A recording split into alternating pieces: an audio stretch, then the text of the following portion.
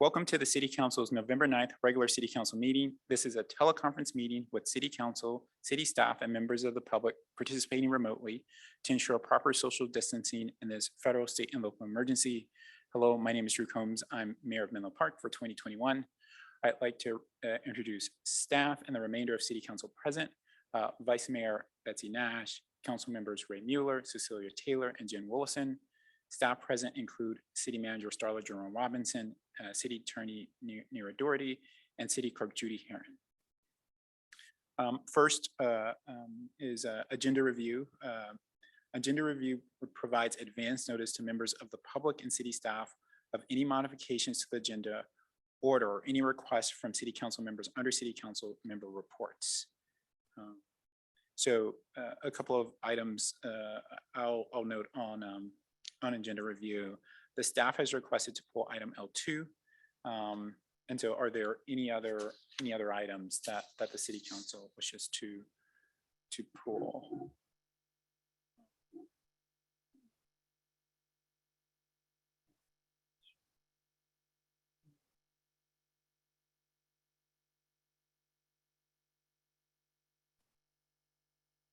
Just want to, I don't see anyone indicating, so. Mayor Combs, I just wanted to note for the record that I'm here, but I'm here by phone. Okay, thank you, Councilmember Mueller.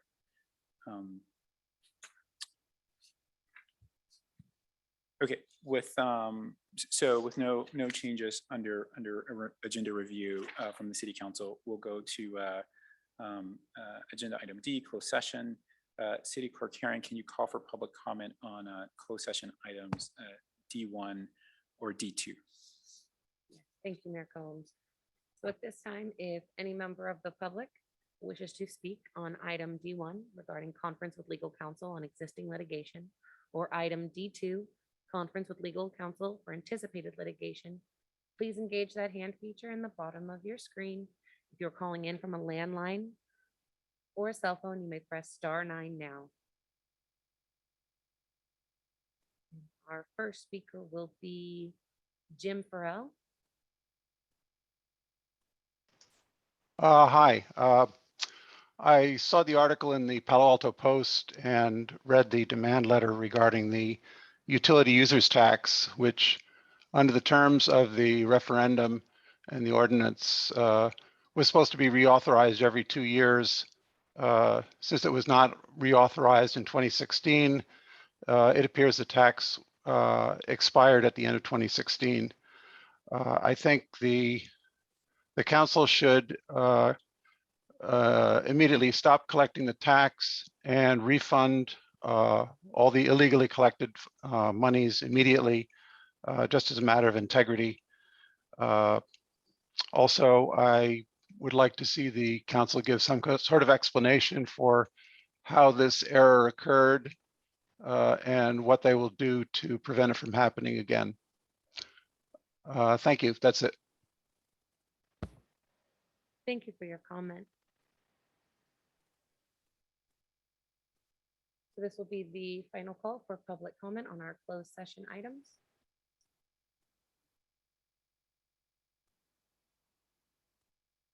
Seeing no further hands raised, Mayor Combs, you may continue. All right, thank you, City Clerk Heron. And just following up on that public comment, the UUT is not an item that we'll be discussing on either in either closed session or a regular session this evening. But obviously, the city is in receipt of the letter that was referenced, and so we'll be following up, and obviously it will be an agenda item for a future City Council meeting. Okay. Well, with that, then the City Council will adjourn to a closed session and reconvene this regular meeting immediately following the closed session. We are anticipating closed session to be about 30 minutes.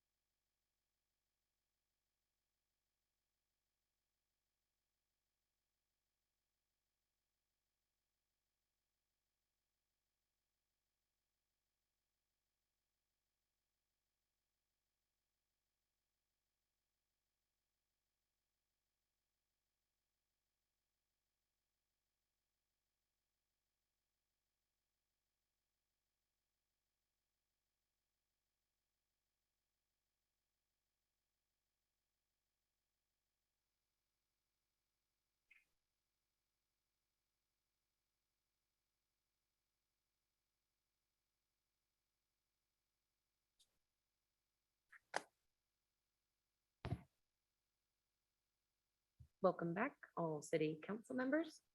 Having everyone return to our virtual dais, we can now reconvene the meeting. Thank you. All right, thank you, Clerk Heron. I'd like to reintroduce staff and city council members present: Vice Mayor Betsy Nash, council members Ray Mueller, Cecilia Taylor, and Jen Willison. Staff present include City Manager Starla Jerome Robinson, City Attorney Nara Doherty, and City Clerk Judy Heron. City Clerk Heron, would you please provide instructions to the City Council and members of the public on how the meeting will proceed? Yes, thank you, Mayor Combs. So at this time, we ask that the city council remain on screen for the duration of the meeting, engaging their own webcams and microphones. We do know that City Council Member Mueller is with us via telephone. So welcome, City Council Member Mueller.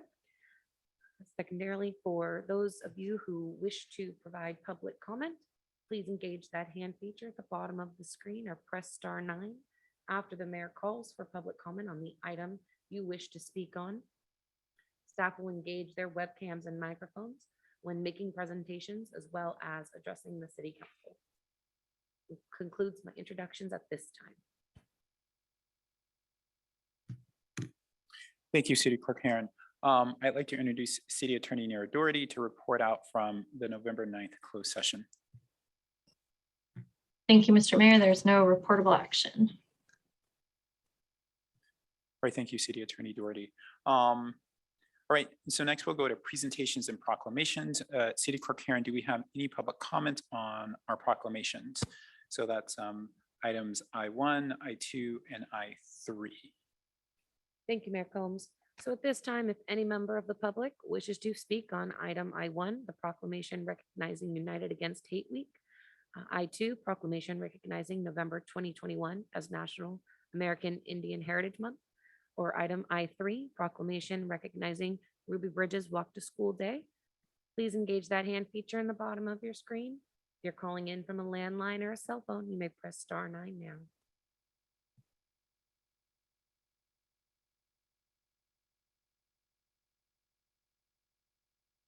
And Teresa, I do see you, and I will actually promote you for that proclamation so you can accept it. But if you'd like to make a further public comment, I can go ahead and unmute you now. Okay, we will wait for item I3 for Teresa.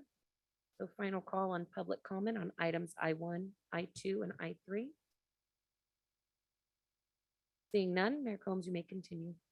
All right, thank you, City Clerk Heron. We'll start off with the proclamation recognizing United Against Hate Week, November 14th through the 20th, 2021. Whereas the United States is a nation of immigrants whose strength comes from its diversity, and whereas the Constitution enshrines equality on all individuals, regardless of race, gender, religion, or political views, and whereas across the United States there exists alarming and frequent displays of hatred, as well as divisive and discriminatory rhetoric, which serve to deepen divisions and normalize hateful and racist discourse and other bigoted views by emboldening hate groups and individuals. And whereas education, compassion, and cooperation are key to unlocking, understanding, and embracing differences between people, and whereas the City of Menlo Park is committed to promoting tolerance, equity, and inclusion where it comes to respectful discourse, quality of life, representation, and access to resources for all residents and community members, and whereas the City of Menlo Park seeks to join other Bay Area, California communities and communities across the United States in this United Against Hate Week as an important step in bridging divisions, declaring our commitment to inclusivity and strengthening our communities. And now, therefore, be it resolved that I, Drew Combs, Mayor of the City of Menlo Park, on behalf of the City Council and the city, do hereby proclaim November 14th through the 21st as United Against Hate Week.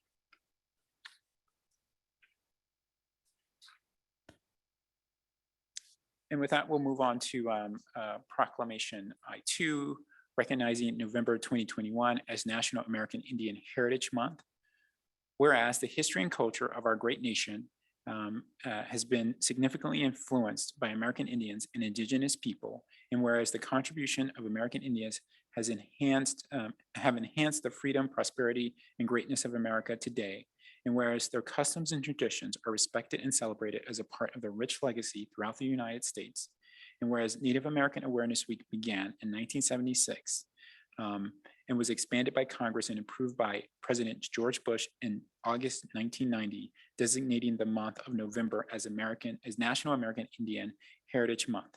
And whereas in honor of National American Indian Heritage Month, community celebrations, as well as numerous cultural, artistic, educational, and historical activities have been planned, and now therefore it be resolved that I, Drew Combs, Mayor of the City of Menlo Park, on behalf of the City Council and the city, do hereby proclaim November 2021 as American Indian Heritage Month. And our final proclamation of the evening, recognizing Ruby Bridges Walk to School Day as November 17th, 2021. Whereas Ruby Bridges is an icon of the American Civil Rights Movement, who at the age of 6 years old in 1960 became the youngest member to integrate public schools in the American South.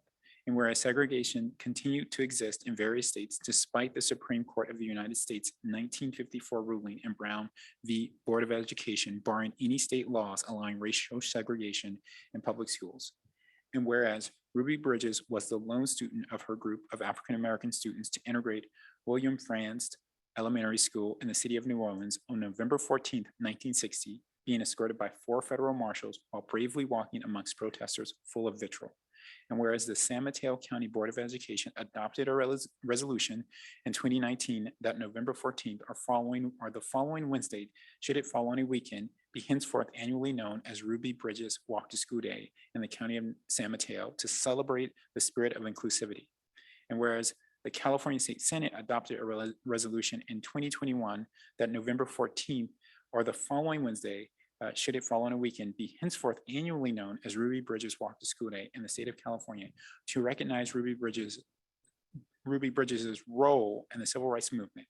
And whereas the City of Menlo Park Safe Routes to School program encourages children to bike and walk to school to develop lifelong skills and independence in their community. And whereas the City of Menlo Park will participate in its 3rd annual Ruby Bridges Walk to School Day, partnering with local schools and the community and promoting walking to school in inclusive communities. Now, therefore, be it proclaimed that I, Drew Combs, Mayor of the City of Menlo Park, on behalf of the City Council, do hereby proclaim Wednesday, November 17th, 2021, as Ruby Bridges Walk to School Day in the City of Menlo Park. And here to talk more about Ruby Bridges Day is Safe Routes to School Coordinator from the San Mateo Office of Education, Teresa Velez Kelly. Thank you, Mayor Combs. Good evening, Mayor Combs, members of the Menlo Park City Council, and members of the public. My name is Teresa Velez Kelly, and I am the Safe Routes to School Coordinator for the San Mateo County Office of Education. 61 years ago, on November 14th, Ruby Bridges integrated an all-white elementary school in New Orleans, Louisiana. Her courageous act of showing up for school each day in spite of the vitriol she faced helped advance the civil rights movement.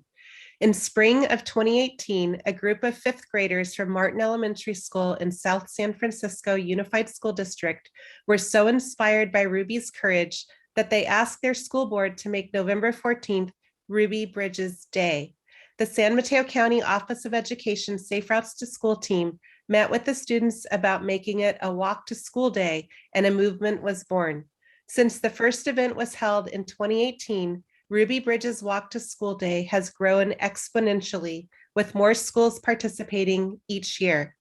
The 2020 event was the first national Ruby Bridges Walk to School Day, with schools across the country participating, even in the midst of a pandemic. This year, the California State Senate passed a resolution recognizing Ruby Bridges Walk to School Day, and Ruby Bridges restarted her foundation, making the Walk to School Day the centerpiece of her foundation's work. Thank you for your support of this day. Cities like Menlo Park have helped Ruby Bridges Walk to School Day go from an idea that blossomed when a group of students wanted to celebrate the courage of a 6-year-old to a national movement. So one day, when you hear about Ruby Bridges Walk to School Day on the national news, you will know that it started right here in San Mateo County, and that Menlo Park was on the forefront of recognizing the importance of this day. Thank you.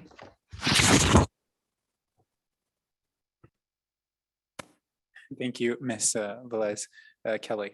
Councilmember Willison. Yeah, I just wanted to thank Teresa Velez-Kelly and Vanessa Castro and everyone at the San Mateo County Office of Education for really making this day into what it is becoming, which like Teresa said, it's becoming a national movement. And I just wanted to acknowledge their role in transforming kind of a lesson on civil rights into not only a day to learn about civil rights and social justice, but also to make it tie it in with safe routes to school. And I wanted to acknowledge their efforts because it is going national, and it did start here with their work. So congratulations to everyone at the Office of Education. Thank you, Council Member Jen.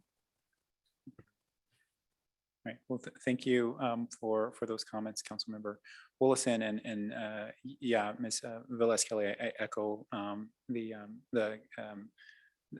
hearty sort of congratulations on a movement that has gained traction and is going national.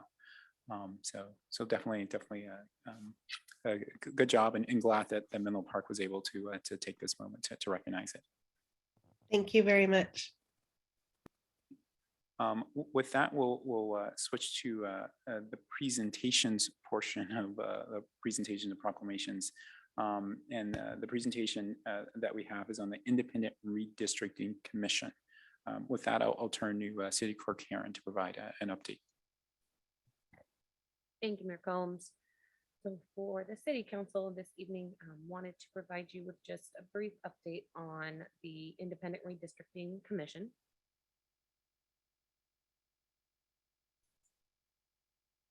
You can see the screen. There we go.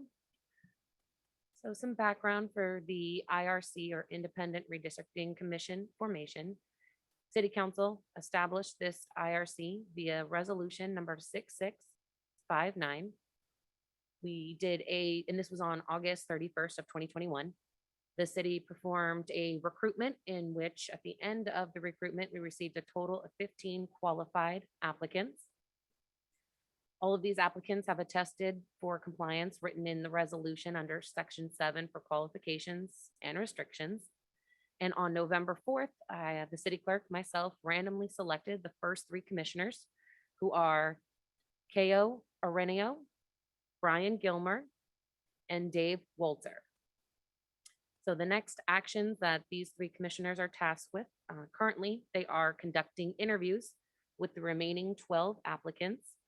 And at the November 18th IRC meeting, these 3 commissioners will be selecting the 4 remaining commissioners, as well as 2 alternates.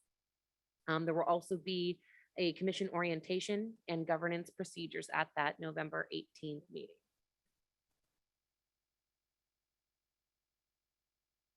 The selection process of the IRC for November 18th. This will be a public hearing meeting. And again, this is to select the remaining 4 commissioners and 2 alternates.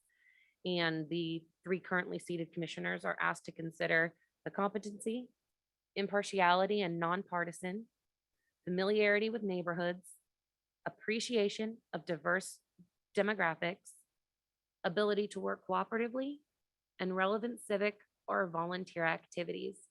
And through these interviews that these 3 commissioners are doing this week, these are the things that they are asking the applicants to build the best IRC possible.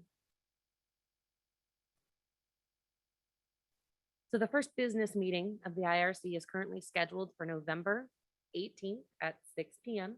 It will be a virtual meeting, and we hope to have the agenda posted no later than Monday the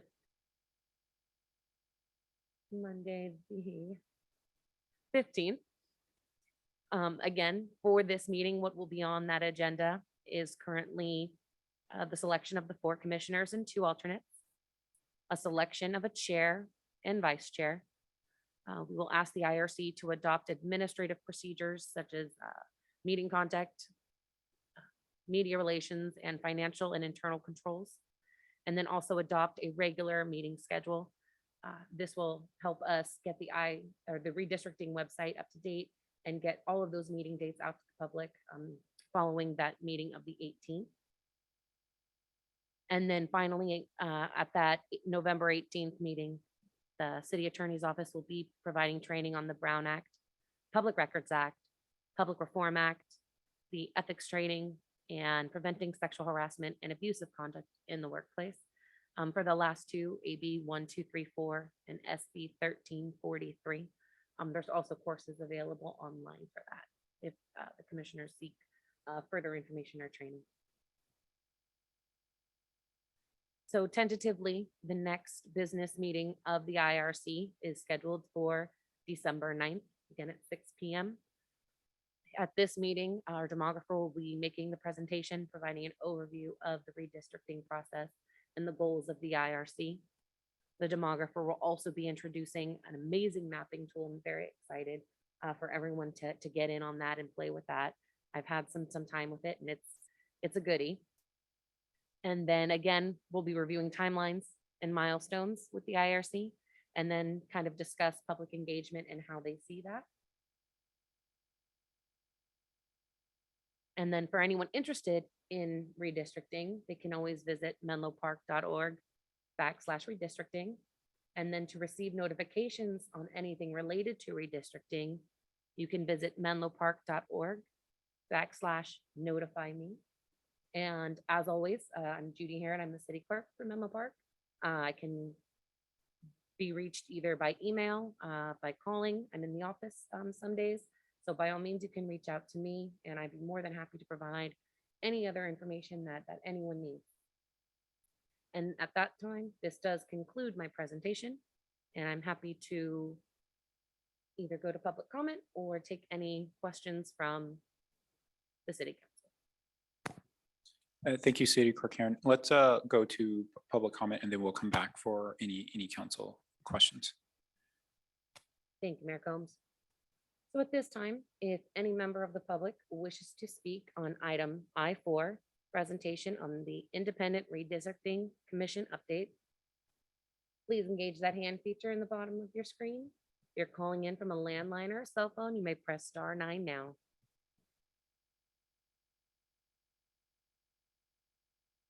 So final call for any public comment on item I4, the IRC update.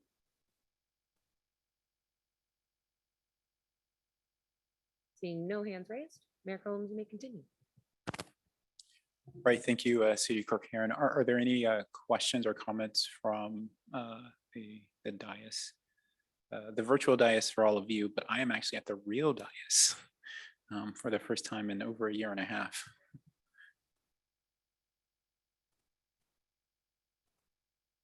So, okay, no questions that I see. Well, thank you, City Clerk Karen, for all the work that you've put into this thus far, and all the work I know that you will be putting into it in the months, the weeks and months ahead. Okay, with that, we'll move on to the study session. And so I am going to recuse myself from this study session item out of an abundance of caution, given that one of the funders in connection with this project and one of the beneficiaries is Facebook, where I am employed. And so I'll turn it over to Vice Mayor Nash to conduct the meeting. And I have to apologize. She may be a little rusty because she just found out a few minutes ago that she needed to lead the meeting, and I don't think she has the appropriate notes. So I think the city clerk will have to assist in that. And so my apologies to the vice mayor that she's being put on the spot here, but thank you. And so now I'll turn the meeting over to her. Thank you very much, Mayor Combs. And our wonderful city clerk, Ms. Heron, has got me the notes. So study sessions are an opportunity for city staff to introduce an item that will require policy direction from the city council in the near future. City staff will provide a brief presentation. I will then call for public comment. After public comment, the city council will discuss the matter interactively with staff. The city council will not take an action on items addressed in study sessions. The city council may provide direction to city staff for preparation of additional analysis or information necessary when the item returns to the city council for action.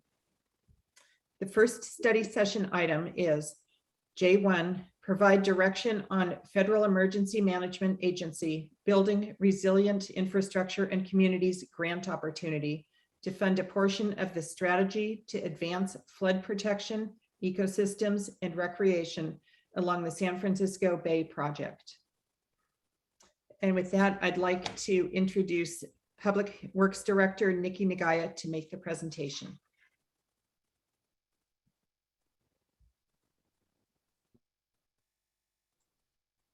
Hey, thank you, Vice Mayor Nash, members of the council. I'm happy to be here tonight. So thank you for hearing this update on the Safer Bay project. It's a shortened abbreviation and a way to make it a little bit less of a mouthful. But in general, this project, thanks to many project partners, of which I will introduce momentarily, is a sea level rise protection project in order to inform the city's adaptation strategy as we go forward, looking at potential sea level rise impacts to the Menlo Park shoreline. We have about 7.1 miles of shoreline total in the city, and this potential grant opportunity, as well as the local match that's provided by our funding partners, could fund construction of sea level rise protection for about 50% of the Menlo Park shoreline. So we're excited to bring this forward to you tonight. And with that, I also want to introduce Margaret Bruce, who's the Executive Director of the San Francisco Creek Joint Powers Authority, who's going to assist me in giving the presentation tonight, and also give a sincere thank you to Eric Hinckley, Associate Engineer with the city, whose efforts really set us up for being eligible for this great funding opportunity. So with that, I will get started. Try to keep the presentation brief for you as well, and get my screen share here.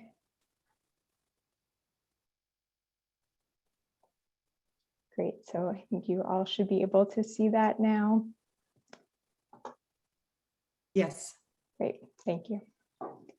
So what we're going to cover tonight is an overview of what's called the Safer Bay project first, and then we'll move into the portion of the area that could be funded by the proposed FEMA BRIC grant funding opportunity.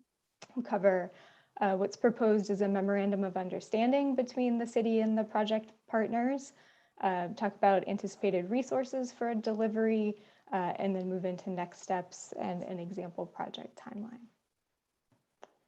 So the staff recommendation for the study session tonight is kind of fourfold, as listed on the screen and was summarized in the staff report as part of the agenda packet. Essentially, we're asking for the council to confirm the city's role as the grant applicant and lead on the project, directing staff to return with a resolution that would accept the grant funds and a memorandum of understanding between the project partners, directing staff to return during the mid-year budget next month with a staffing request in order to move the project forward, and then finally to return with options during next year's budget development for strategies that would maintain positive cash flow for the life of the project. And we'll explain what that means as we go through the presentation tonight. So with that, I'd like to turn over to Margaret Bruce, who I believe is with us tonight, who's going to give an overview of the Safer Bay project as a whole. Great. Thank you, Nikki, and good evening, Vice Mayor Nash and honorable members of the Menlo Park Council and public. Thanks so much for providing a brief opportunity to give an overview of the Safer Bay project. So the Safer Bay project was initiated in 2012 and 2016 through a series of feasibility studies. Those feasibility studies included the shoreline of the city of Palo Alto as well. Although subsequently the city of Palo Alto decided to participate in the Santa Clara Valley Water District's shoreline project. The San Francisco Creek Joint Powers Authority coordinates with all of its member agencies. So in that capacity, we are acting as kind of the convener and coordinator, and in some elements of the Safer Bay project, the technical lead. And so Menlo Park is the lead applicant for this grant, although the JPA will be performing the programmatic EIR going forward. what we are also doing is what we want to make sure that the members of the public and the council understand the scope of the Safer Bay project. It is the entire contiguous shoreline of both East Palo Alto and Menlo Park. And we'll get back to this in a moment, but you'll notice that the 84 corridor and the Dumbarton Bridge and its approach are right in the middle of that project. So that's sort of the background of it. The goals of the project are to provide sea level rise and tidal flooding protection for that entire contiguous shoreline in the communities shoreward of those communities of that shoreline. It is also to provide salt marsh restoration and natural flood protection elements, including restoring ponds R1 and R2 that you see there at the top middle of the screen. Those are former salt ponds, and about more than 500 acres of former salt pond will be restored as part of this project. By utilizing those salt ponds, as well as ecotone levees, one near the Bedwell Bayfront Park and one around the PG&E substation, will provide natural flood protection elements by using salt marsh and ecotone levees to attenuate storm surge, wave run up, and also to provide refuge habitat for ecosystems in high water circumstances. The goals are also to provide recreational access. So where we can connect trails, add trails, and provide public access and recreational opportunities for access to this beautiful natural resource that we all share. Progress to date has been that we are preliminary alignments and preliminary designs have been included as part of the feasibility studies. So everything that you are going to see in these diagrams, this and the next slide, do not take them as design drawings. They are preliminary. They will not be finalized until we get much further in the project.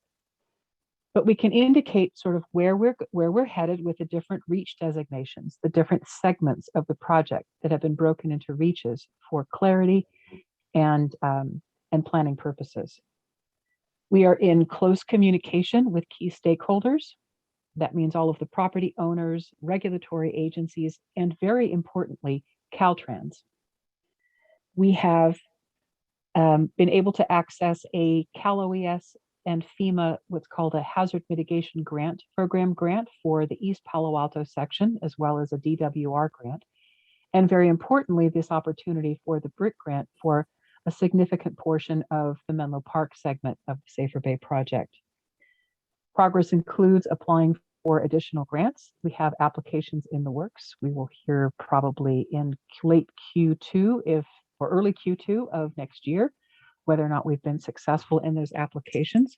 We are encouraged by the state's direction as well as the federal government's direction regarding infrastructure investments.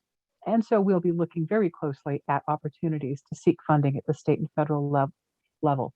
It's encouraging that we have had success, as much success as we've had so far with both the HMGP grant and the BRIC grant. And we think that we can leverage those to find additional funding. There's great momentum. And so importantly, we continue to engage with our community members and to advance this very important project, considering all of its facets and benefits. Nikki, do you want to take us to the next slide? And this, the text that Nikki has here has pretty well clarified what the Menlo Park portion of the Safer Bay would provide. More than 3.5 miles of protection.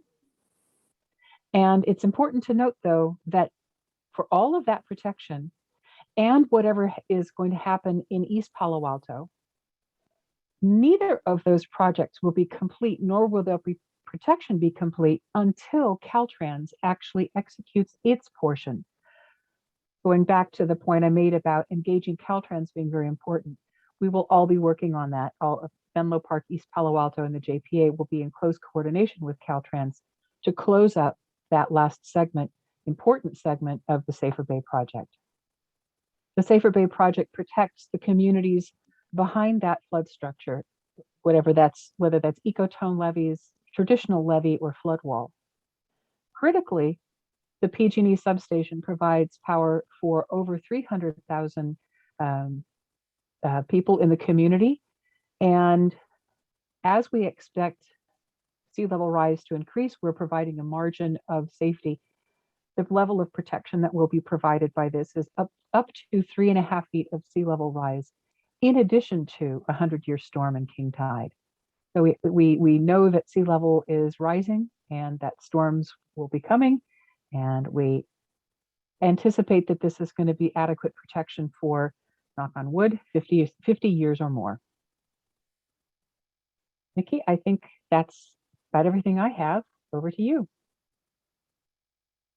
Thank you, Margaret. I appreciate the overview on the project. So what I will get into next is just a summary of the collaborative partnerships and the roles of the different entities we've been working with in order to fund this first phase of protection for the Menlo Park shoreline. So as mentioned, clearly the San Francisco Creek Joint Powers Authority is a critical partner.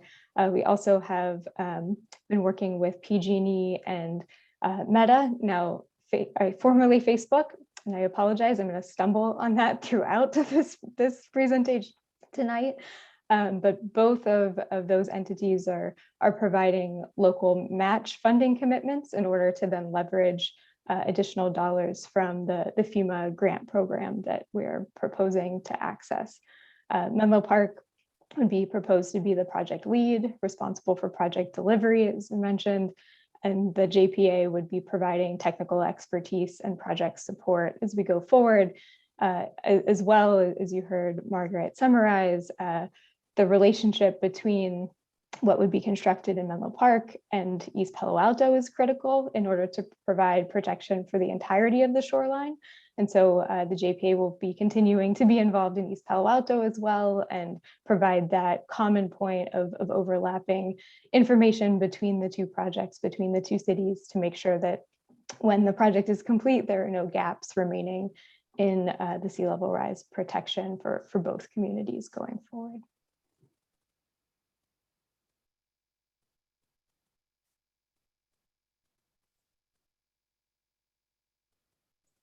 I'm trying to advance the slide. Give me 1 second there. Okay, so the FEMA BRIC grant itself, what we had submitted to FEMA was an application requesting $50 million in federal funding. For any application to this grant program, we're required that the local agency provide a match of 25% of the project cost. And so with the local match commitments that Facebook and PG&E have provided to the project, that allows a total project cost of just under $68 million. And to put that in context and comparison, the overall Safer Bay project as a whole is estimated to cost $130 million. So this grant funding from FEMA really takes a large step forward as a way to protect a good chunk of the Menlo Park shoreline and in kind of chipping away at the funding needed to provide that protection as we move into construction. The city was notified in July by FEMA that this project was selected for further review, which doesn't guarantee funding yet, but as a good sign, just in the last few weeks, we received a request for information from FEMA, which is the first step in going through that further review. And if we can successfully respond to those requests as they send them over the next few weeks and months, we are in a position where we think we can receive funding for this project. Notably, it was the maximum that you could apply for in this BRIC grant program. It was the first time the federal government put out this particular program, was $50 million, and the city was the only project sponsor to be selected for a project of this magnitude in the country. So it was a very very grateful for the opportunity to potentially receive this amount of funds to protect the community. The Memorandum of Understanding that we're proposing is an agreement between the four parties, the JPA, Meta, PG&E, and the city, that would outline kind of the framework for all the steps needed to pursue the project in order to set in place what we need to do if we are awarded the funds from the BRIC program, establishes the roles, responsibilities of each party, and secures the local match funding commitment from the two funding partners. We expect that there would be additional agreements needed in the future, in particular between the JPA and the city, to outline any more details about respective responsibilities as we go forward. But this provides a good framework for us to launch into those negotiations as if we are awarded the funds.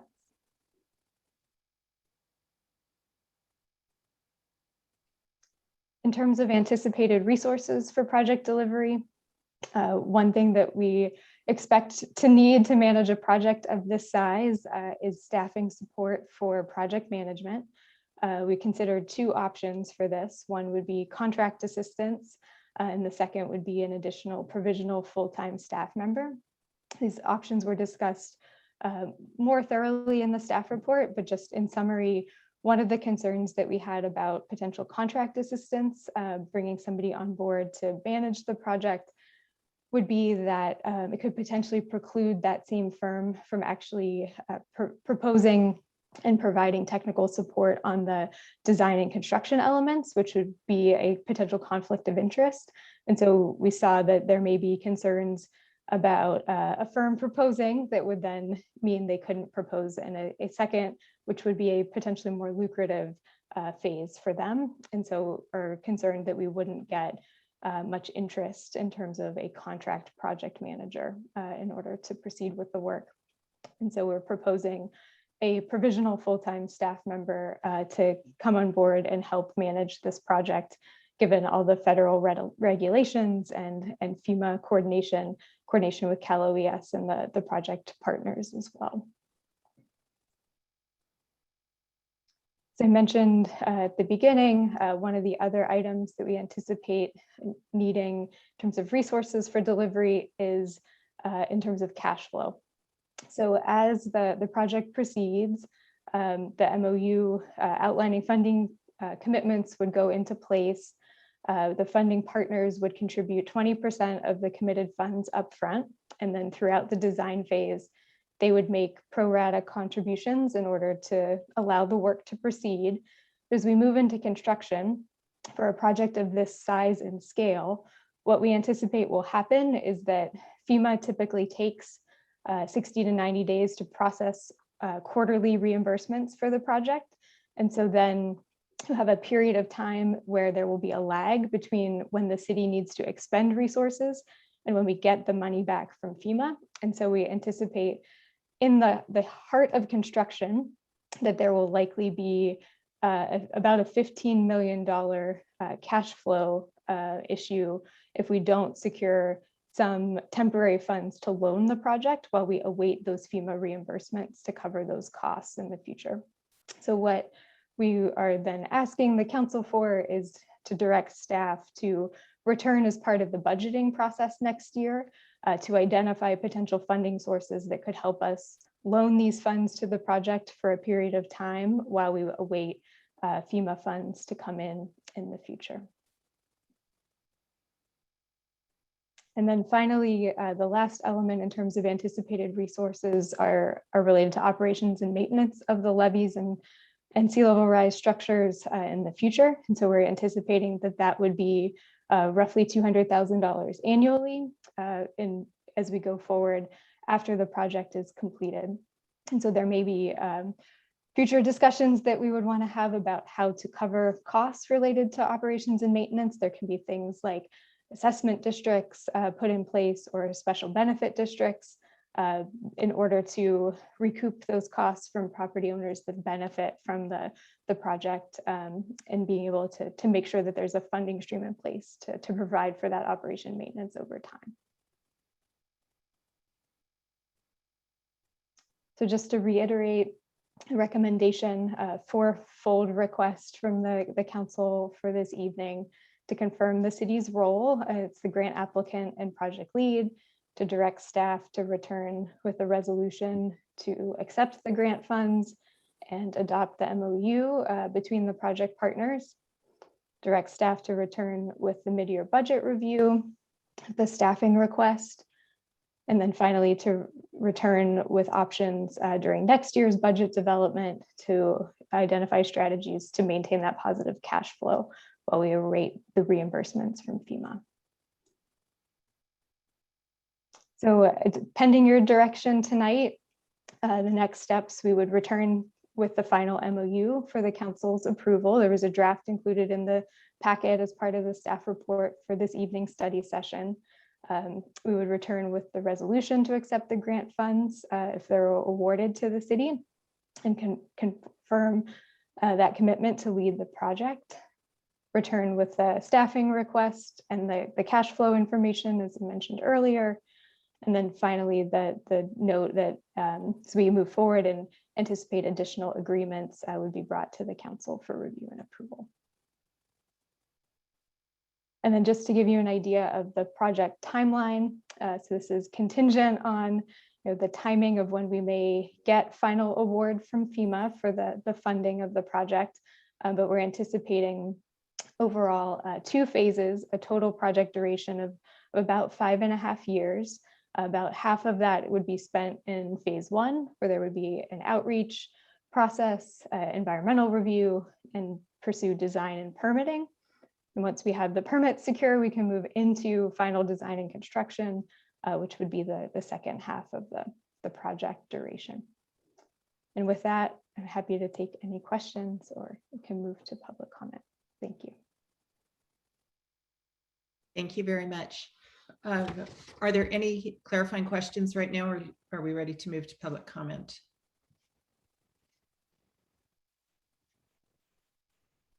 Okay. City Clerk Heron, could you please see if we have any public comment on this item? Yes. Thank you, Vice Mayor Nash. So at Oh, this, actually, can you, I'm sorry. We do have one question. Councilmember Wilson. Yeah, I'm sorry, Vice Mayor Nash. Is now the time where we should ask our questions, or do you want us to ask them Just after? if it were purely a clarifying question. Okay, I'll wait then. Thank you. Thank you. Thank you. So thank you. Please proceed, City Clerk Heron. thank you, Vice Mayor. So at this time, if any member of the public wishes to provide comment on our study session item J1, provide direction on Federal Emergency Management Agency Building Resilient Infrastructure in Communities grant opportunity to fund a portion of the strategy to advance flood protection, ecosystems, and recreation along the San Francisco Bay project, please engage that hand feature in the bottom of your screen. If you are calling in from a landline or a cell phone, you may press *9 now.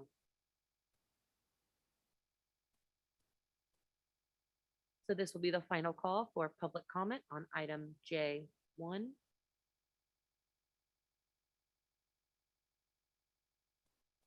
And seeing no hands raised, Vice Mayor, you may continue.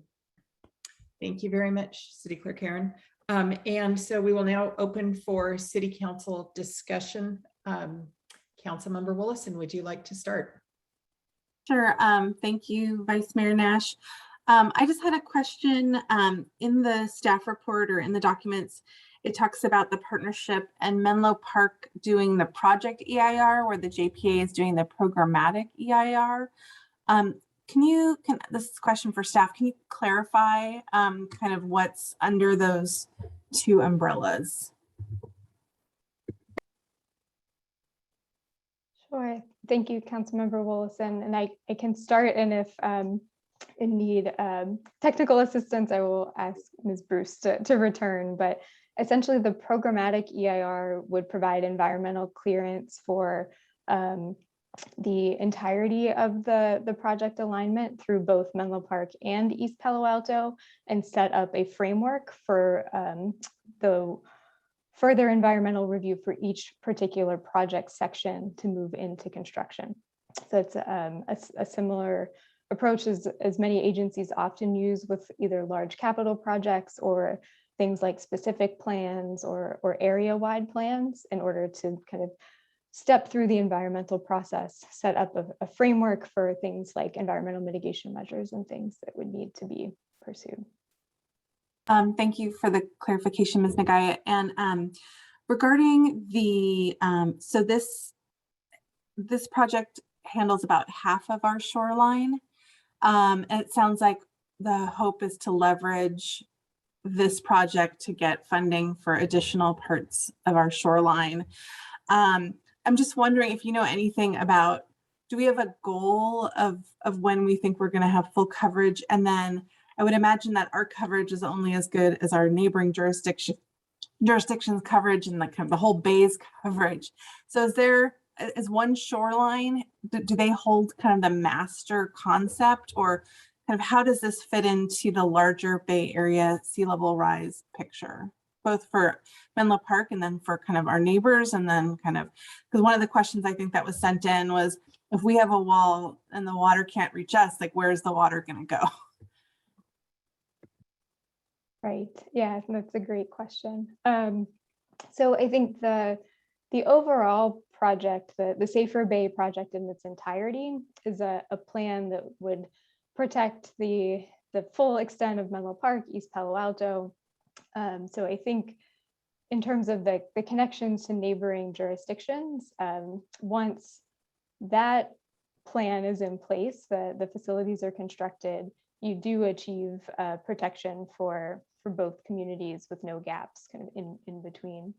In terms of the connection north into Redwood City and into unincorporated San Mateo County, near the Marsh Road intersection and the north side of Bedwell Bayfront Park, we've been having ongoing coordination discussions with the JPA, with One Shoreline, with property owners in that area about potential alignments to make sure that the level of sea level rise protection we are planning for is consistent that Redwood City may be planning for, so that there's not a disconnect and having a weak link in the system, so to speak.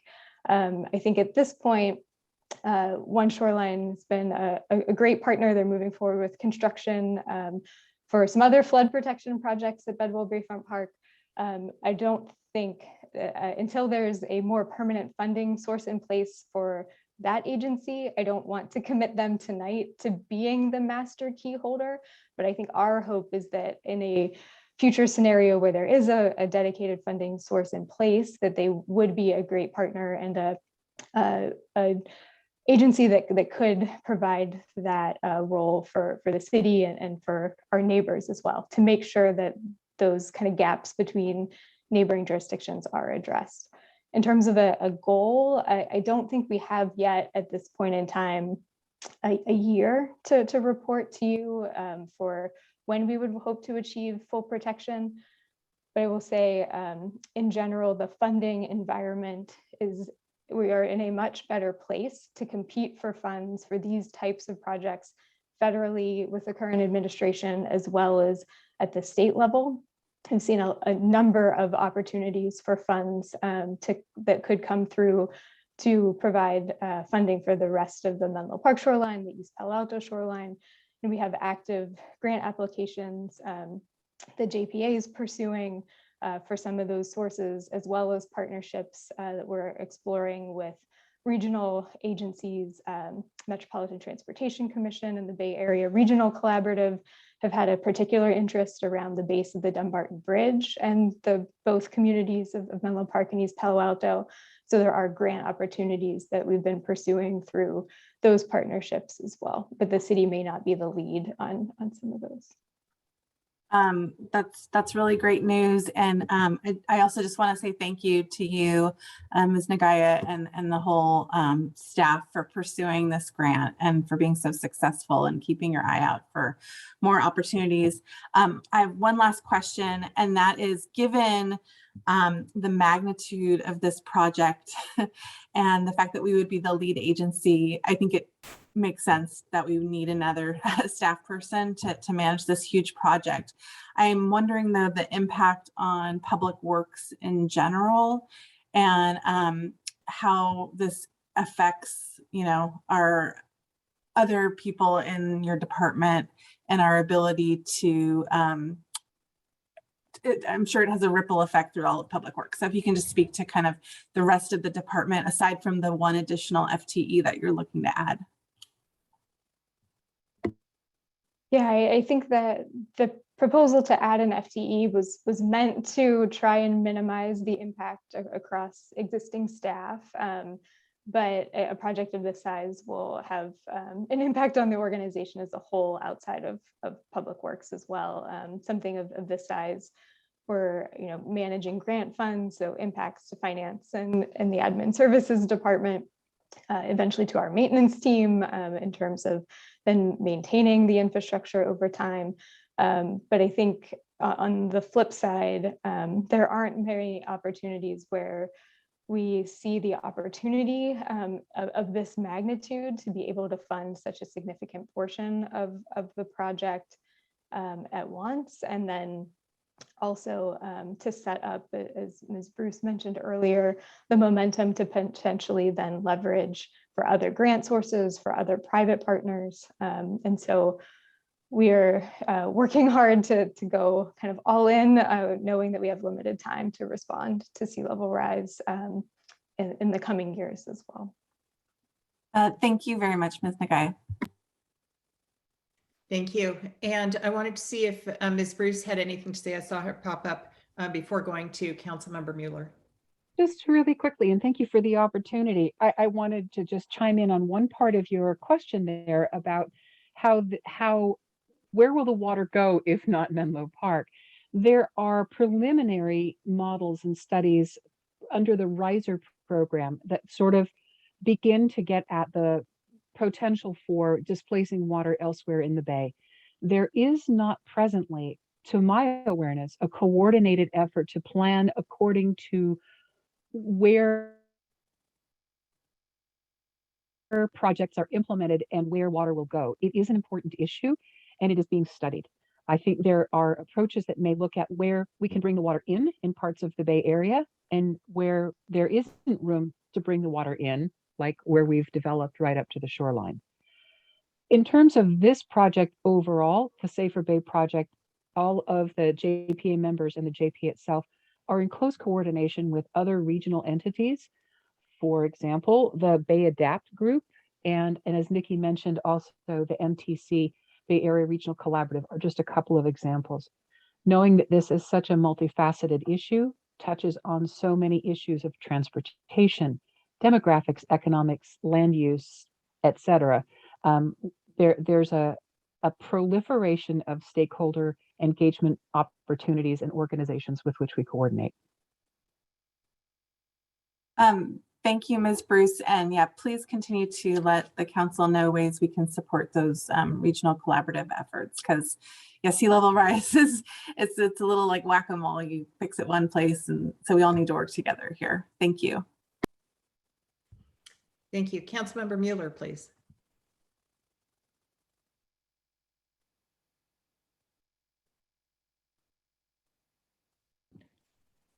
Councilmember Mueller, you are muted. I wanted to thank you. I wanted to express my appreciation to staff.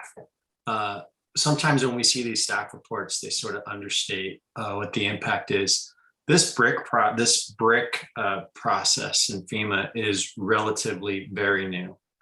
They just started it last year, and it is hyper competitive.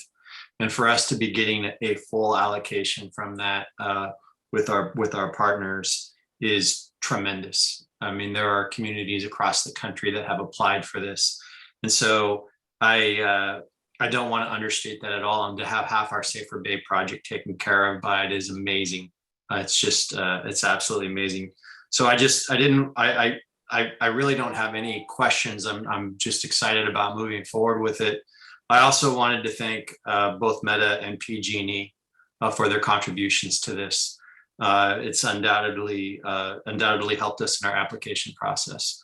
So I really hope that if so I'd say to our press who is looking at this meeting tonight, it's going to be worth your time to go and look at how many applicants actually applied for these funds. our staff did an amazing job bringing this in. So there were literally billions of dollars worth of applications to get these funds for a limited amount of funding. So thank you. Agree. Thank you very much. Councilmember Taylor, did you have any questions or comments? Yes, I do, Vice Mayor Nash. Just wanted to hear from my colleagues first. And I'm wondering if we could put up one of the slides from the Safer Bay. It says Safer Bay project. It is page 16 for me, and it's the map. I think one piece that just needs just a little bit more explanation is that on the different maps, you have R1s that are not necessarily the reach. And so just to show the differences of how you determine which segment is called what. It's like the salt restoration area is given another kind of another index on the map. And so I just was wondering if we could put up the one that shows the reaches, because my question is about, yes, thank you. So my question is, for the reach gap between 1 and 2, I see that one as being, I don't know if you can enlarge it. Yes, that one there. That for me is where I have the most concerns. I know that there are a couple of projects in that area, so I just wanted to find out what is, since it's not included, what is the plan for that area? Yeah, thank you, Councilmember Taylor. So the map that's on the screen now is one that was attached to the packet. It's a fact sheet that was put together when the application went in. So to answer your first question, the R1 and R2 designations at the top of the screen here represent 2 of the ponds that would be restored to provide habitat and ecosystem improvements in relationship to the SAFER project overall. So those are calling out those 2 pond numbers, and that's consistent with numbering that the salt-based salt ponds restoration projects use in order to look at the ponds throughout the South Bay. So from Menlo Park all the way down to Milpitas and Alviso, they have a numbering scheme for those. And then in terms of your question about Reach 1, that would provide protection on the northern part of Menlo Park from Bedwell Bayfront Park headed north into Redwood City, including a portion of unincorporated San Mateo County. What's shown here was one of the preliminary alignments for that section that would connect from the high ground in Bedwell Bayfront Park to Marsh Road and then over towards US 101. There's also alternative alignments that are also still in consideration that would, if you can see my cursor, extend the levee structures or infrastructure along the outskirts of Haven Avenue along Bayfront Canal. And so that I think is the option that is being explored right now in combination with Redwood City and One Shoreline. And so that involves some private property owners and other stakeholders to cooperate in those discussions. But I think that would be the preferred alignment because it would then provide protection along that in the entirety of Haven Avenue and the properties adjacent to it.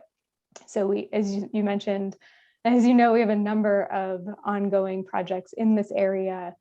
West Bay Sanitary Sewer District is doing work on a recycled water facility. There's ongoing construction for Bayfront Canal and Atherton Channel that One Shoreline is leading right now.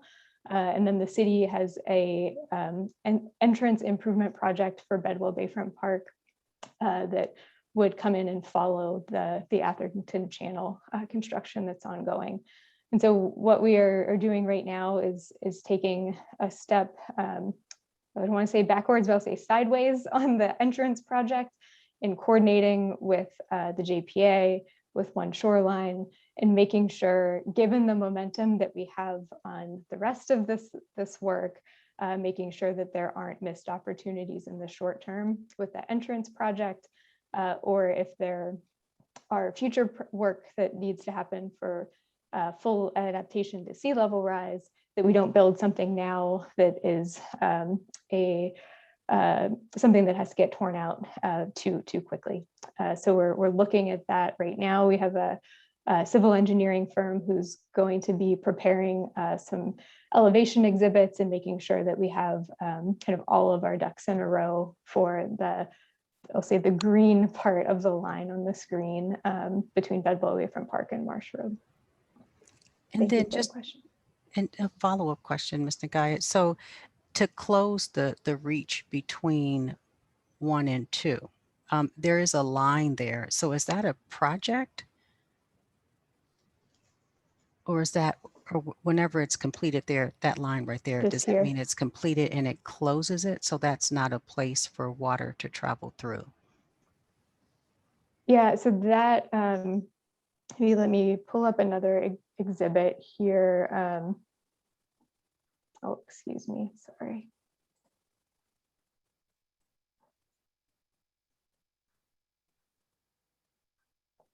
So I think that was just the nature of the labeling on that exhibit, where there was a leader line showing text pointing to reach 1.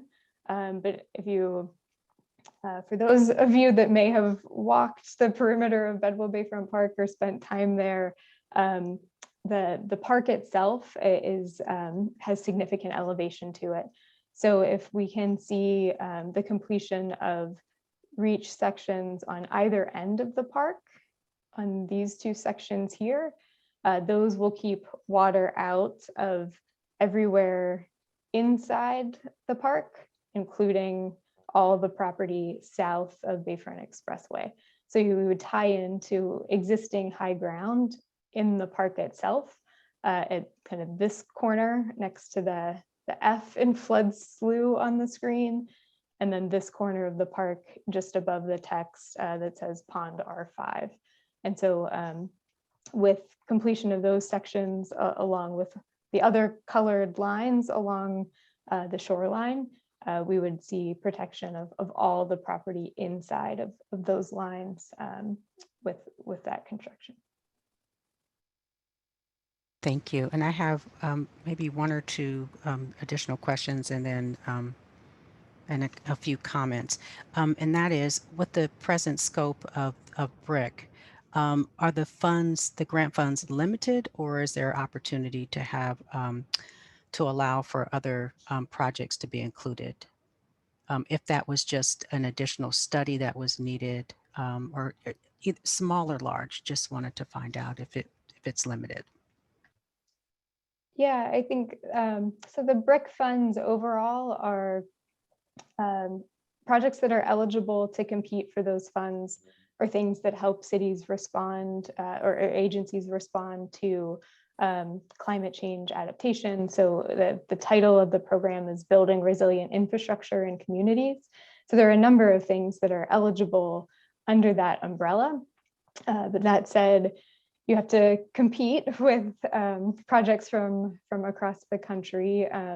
And one of the driving factors in informing whether or not a project is successful in that competitive process is the what's called the benefit cost ratio. So it's a calculation that looks at the overall monetary benefit of the project versus the actual capital cost that Fema would be contributing to. And so that ratio is one thing that they use to ensure that all projects achieve a minimum benefit cost ratio, and then using it to evaluate projects in that competitive field.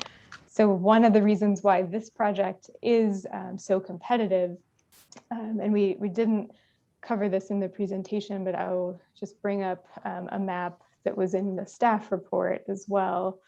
And so let's see here, the PG&E Ravenswood substation that's along the section of the shoreline that would be protected with this work serves about 300,000 people across the entirety of the Mid-Peninsula.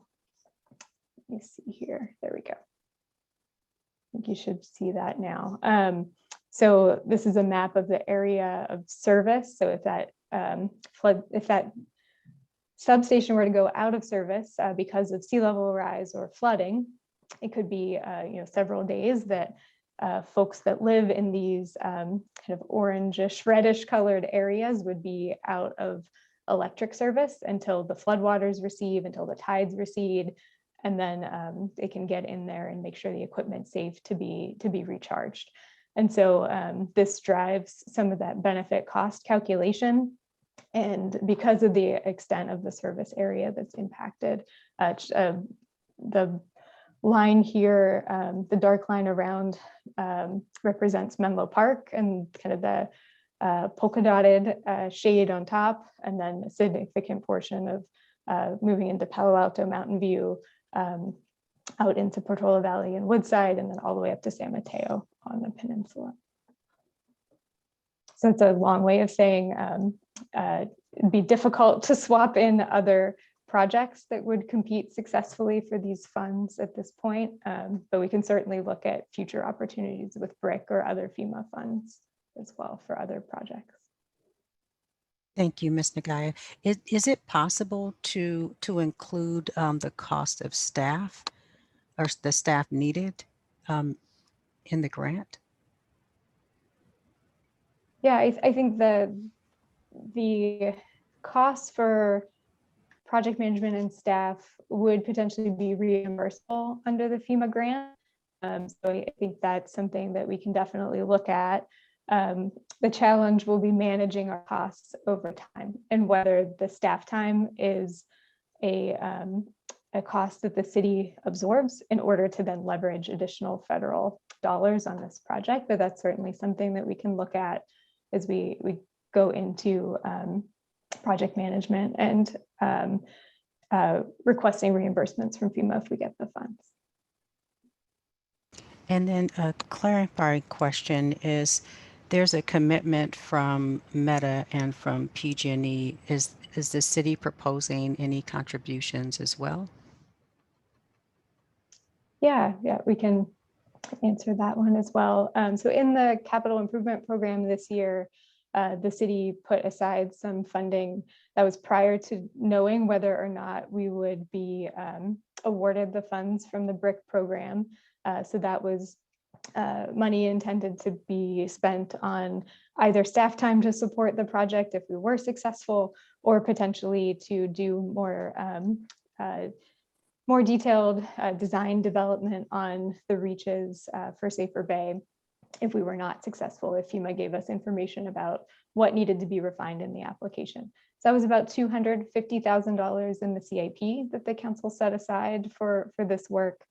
And then the city will also need to contribute, as I mentioned in the presentation, we will need a funding source for that cash flow, which would be a loan, but it would be tying up those funds in the short term while we move through construction. That's about $15 million maximum throughout the life of the project.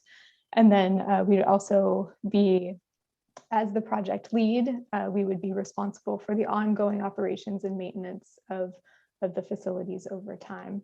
And so right now, we expect that to be annually in that $200,000 range.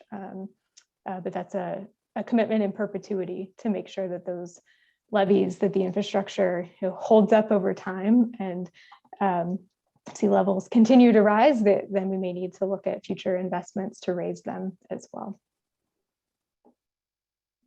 Thank you. I have a few more questions. If that's okay, Vice Mayor Nash? Absolutely, please go ahead.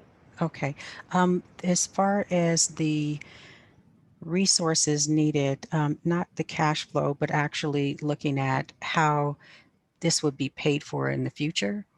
And I believe in the staff report, there was mention of a tax district being created. And so I wanted to find out if that was for both residential and commercial, or if it was just residential property Yeah, that would thank pay you for it. Thank you for the question. So at this point, I think it's not defined. What we outlined in the staff report was, I'll say, like an initial brainstorm list of ways that we could potentially look to fund the operations and maintenance over time. So I think in some cities they're pursuing foster cities, an example, measures that everyone who benefits from the project are contributing to. But I think that's certainly something that we could explore over time. If it's limited to certain property owners, we will need to make sure that we're treating everybody the same and kind of under any kind of legal requirements. But there's no decision at this point about whether we would proceed with a measure, and secondly, who that would apply to.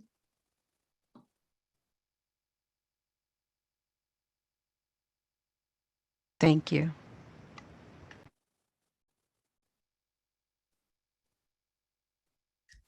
Councilmember Taylor, do you have additional questions? I do, but they can wait. It's possible you may ask them. Actually, very honestly, everybody has covered my questions, so please go ahead. I need a moment.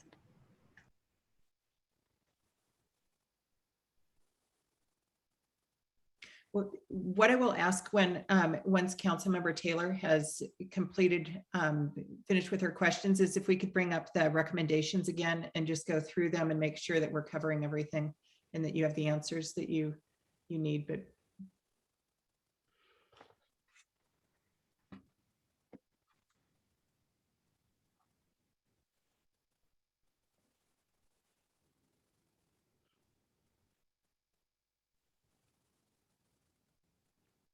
so actually, Ms. Nagaya, at this point, do you have any questions for council while we are waiting?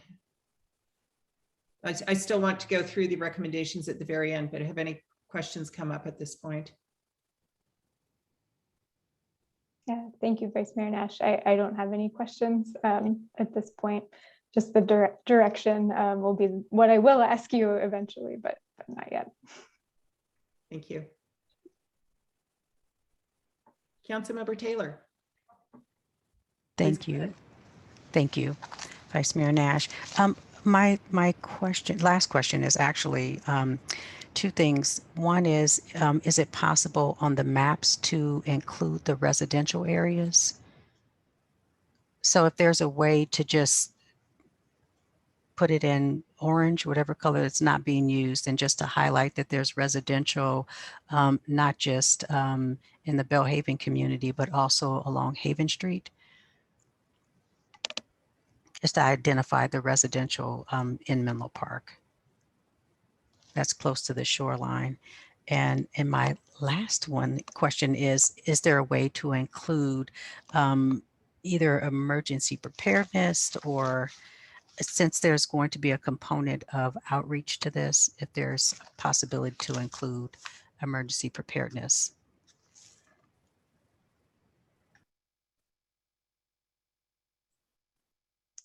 Thank you, Councilmember Taylor. Sorry for the delay. Let me share the screen. The controls are in a weird spot, so it just takes a minute to get there. Yeah, so I think we can certainly look at identifying the residential areas on our maps in the future. And then in terms of emergency preparedness, I think that may be, there's definitely overlap between this project and resiliency work to climate change and being ready for an emergency.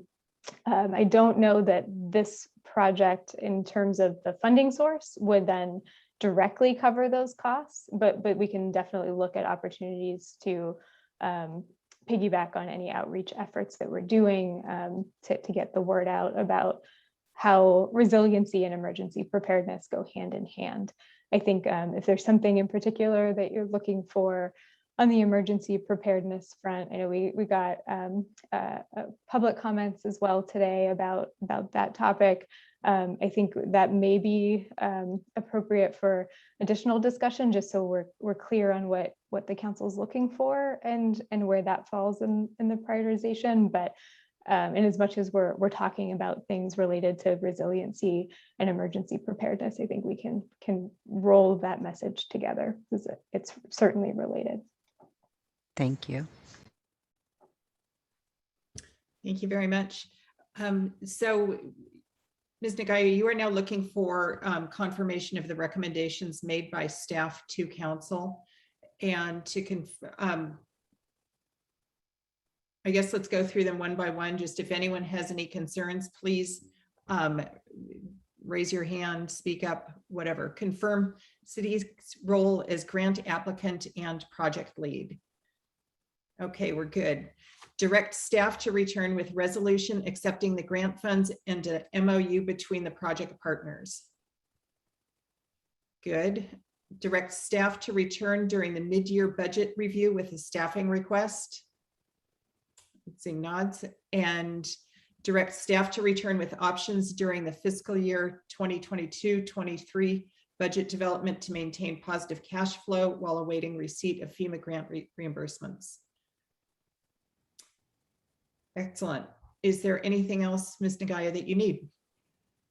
No, thank you all for the questions and the thoughtful discussion, and we appreciate your feedback. We will be back with all of the things that we've listed here, so thank you. Thank you for the strong project. Oh, and I'm sorry, we have a question or comment from Councilmember Taylor, please.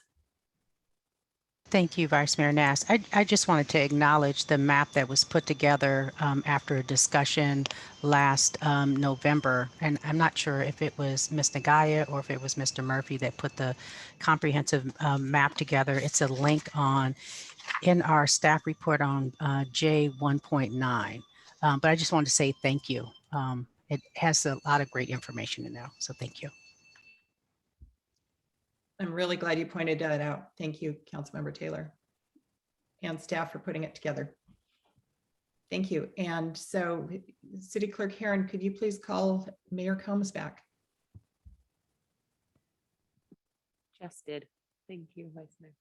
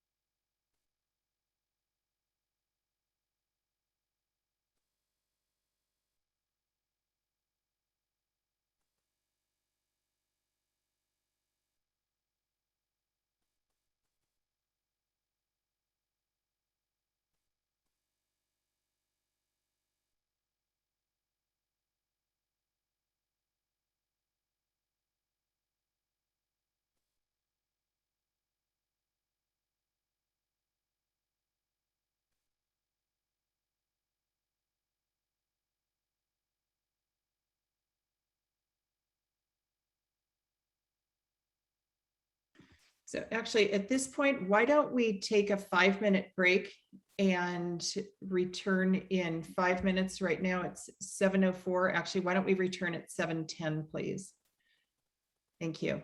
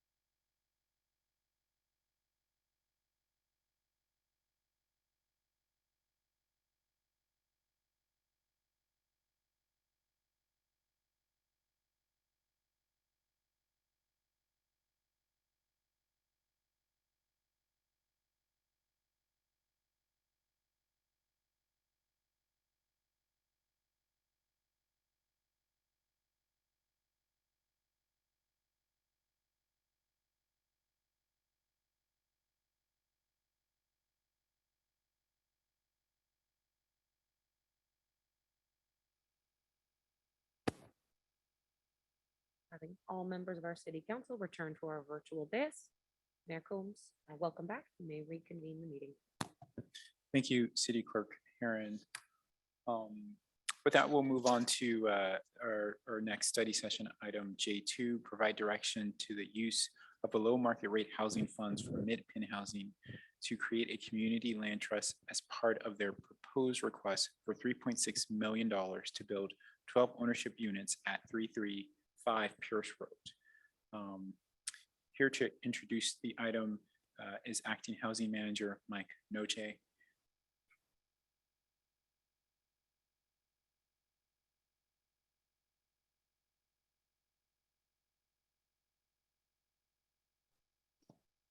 Thank you, Mayor Combs.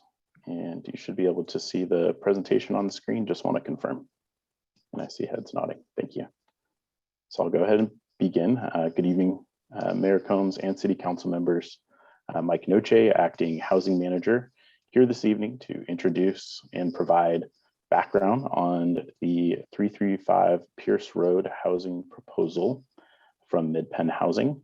I am joined this evening by Gabrielle Jensens with Goldfarb and Littman, who will be available in addition to staff for any questions that arise on this item. We also have Jan Lindenthal joining us from Mid-Pen Housing. One moment. There we go. And our agenda includes a brief introduction presentation from staff, followed by a presentation from Mid-Pen Housing. We will then be available for questions and very much appreciate your feedback and direction this evening. The Notice of Funding Availability, also referred to as the NOFA, releases funding from the BMR Housing Fund. Those funds are primarily collected from development impact fees. So in November of 2020, the city released $10 million that would be available to mostly who we typically have applying are local nonprofits. The city received 3 NOFA proposals prior to the January 2021 deadline. The first proposal moved through rather quickly, which was with regards to the purchase of 68 Coleman Place by HIP Housing, and that was in the amount of $5.5 million that City Council approved in February of 2021. In May of 2021, $1.2 million was approved by City Council for a ownership preservation program, home ownership preservation program, excuse me, by Habitat for Humanity. And we're expecting that program to begin in early 2022. And funding was approved for $1.2 million. And that takes us to present day, November 2021, with the pending project that Mid-Pen is bringing forward, requesting funding of $3.6 million. That being said, wanted to provide some brief highlights of the project. So Mid-Pen owns 2 parcels. One has a 4-unit apartment building that is existing on the parcel, and the other parcel is vacant. The proposal is to build 12 townhomes for low-income first-time home buyers. And there would be potential zoning changes that would need to happen, which we won't go into too much detail, but we'll mention a few times, and Mid-Pen will mention that as well, I'm sure. Mid-Pen's proposing the creation of a community land trust. The land trust allows for affordable ownership in perpetuity. The city's ownership portfolio typically includes a 55-year deed restriction. We don't typically see folks staying, keeping their home longer than that 55 years. So essentially when the transfer happens, the 55-year clock resets. So the cities has a similar design of keeping those units, ownership units specifically, affordable in perpetuity. A community land trust has a similar mechanism, except they own the land, and I'll allow Mid-Pen to go into more detail on that. The CLT would also include a board, which would include community members as well, which I know is an important aspect of this proposal. The funding approval for the project, which would be determined at a later date, would be conditional based on the zoning amendments that I mentioned, and MidPen is proposing those amendments would potentially happen during the housing element update process. So the project itself, timeline wise, just looking out ahead, most likely wouldn't move forward necessarily until 2023. The project would also be dependent on the successful creation of a community land trust, which is part of the study session's focus this evening. The Bmr Guidelines, and this is the item that will, one of the items that will need City Council's direction on, section 13.3 specifically in the Bmr Housing Program Guidelines outline eligible uses of the Bmr housing funds, and a CLT is not specifically listed in that section. So this would be the first proposal that the city has received, and for a CLT, a community land trust, and will set a precedent for future proposals, which was another reason for allowing the City Council to study this item. The proposal for 335 Pierce Road would produce an increased amount of BMR housing units, specifically ownership units, be 12 new low-income ownership units. I'd also like to highlight that MidPen will work with current residents should the redevelopment move forward in regards to either transitioning to a different rental unit, or potentially, if they're qualified, would be a first right to purchase one of the newly created homes. In addition, the majority of the city's 68 ownership units have been offered to moderate households in the past. That is part of the development agreements that have come through. So we do not have as many low-income ownership units, and this is proposing 12 at all low-income category, at the low-income category, excuse me. And this evening, the formation of the CLT could be considered an eligible use if directed by City Council in regards to the Bmr Guidelines. Let me advance my slide here. So specifically what staff is seeking direction from City Council is the use of the Bmr funds to create the CLT for MidPen housing, specifically to create the CLT. We also, as part of the proposal that MidPen has provided to the city, an initial disbursement of $200,000 has been requested as part of the BMR fund. So if staff is directed to return to City Council, we could propose a full funding of $3.6 million, conditionally approved, with the initial disbursement of $200,000 being allotted first, and then the remaining $3.4 million being dispersed pending those zoning amendments and successful creation of a CLT. So it'd be a two-phase approach there, which is another reason to bring that forward to City Council for your input, being we haven't had a proposal that has fit this bill previously. That being said, what I'm going to do is stop my screen sharing and hand it off to Jan with MidPen Housing for MidPen's presentation. And I'll be available for questions as well after that presentation. Thank you. Good evening. Thank you, staff, and good evening, council. We're very appreciative of the opportunity to be here before you this evening. We know that you have a very packed agenda, so we appreciate you making time on your agenda this evening so that we can get some critical feedback from you regarding the property that we own at 335 Pierce. MidPen acquired the site in 2015 to prevent the displacement of the existing families, with a hope that we could redevelop the site with more and new affordable housing. We began exploring the idea of redeveloping the property as affordable homeownership and as part of our community outreach in 2018, sought input from the community on this concept, and we heard strong support for this idea. Our vision is that the new homes would be affordable to low-income residents, and the land would be owned by a community land trust that would be led and controlled by the community through community representation on the land trust's board of directors.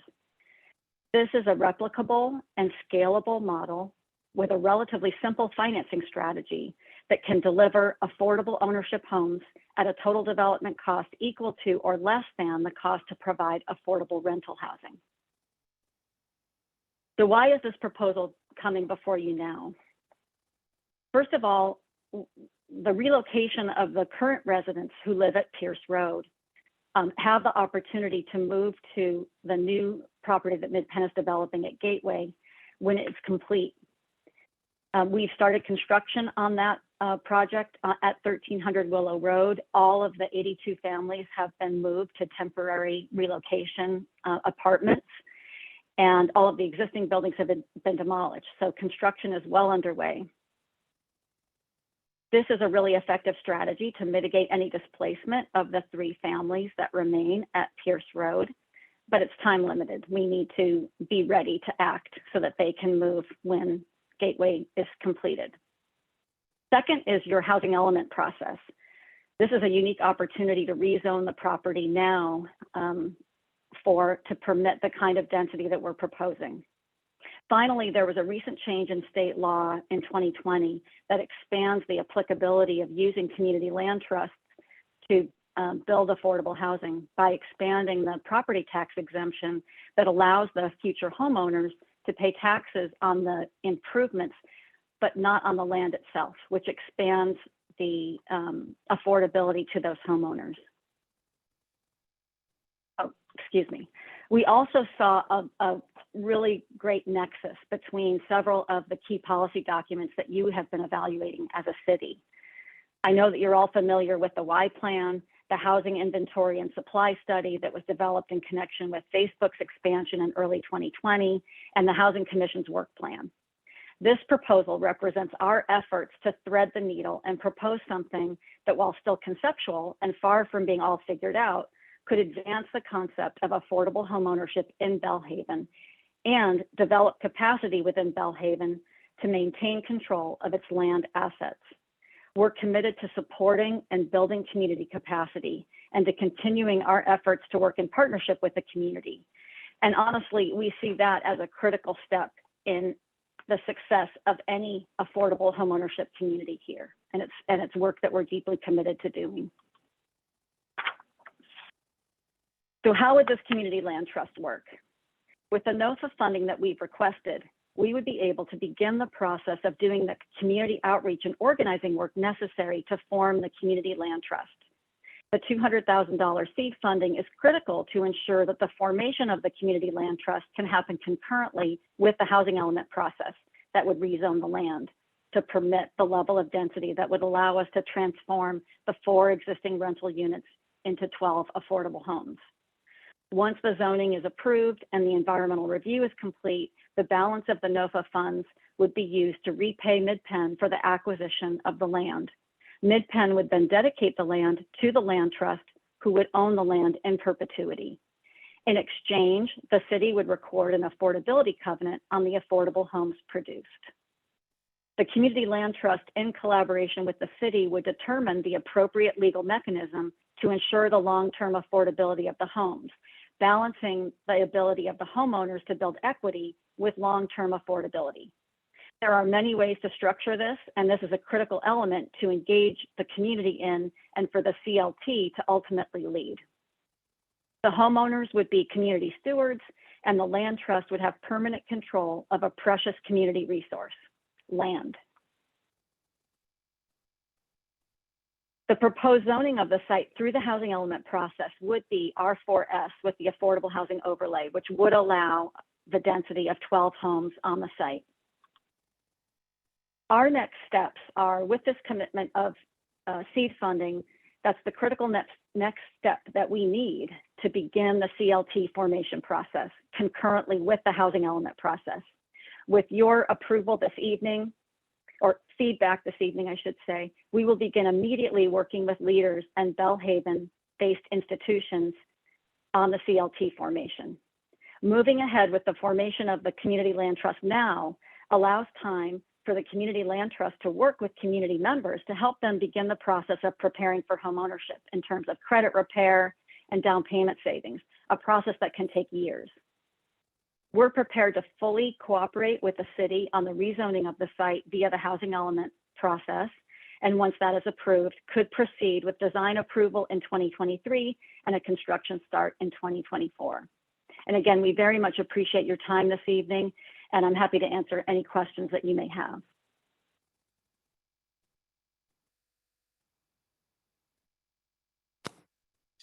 Right. Thank you, Mr. Noche and Ms. Lindenthal. Let's the city clerk is getting my tear test. City clerk Karen, let's call for public comment on this item. Thank you, Mayor Combs.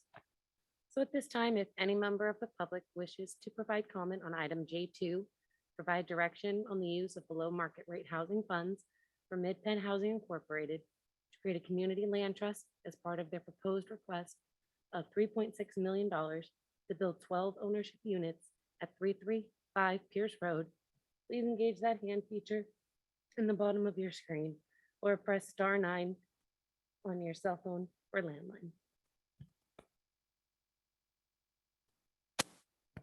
And our first speaker will be Stuart Soffer.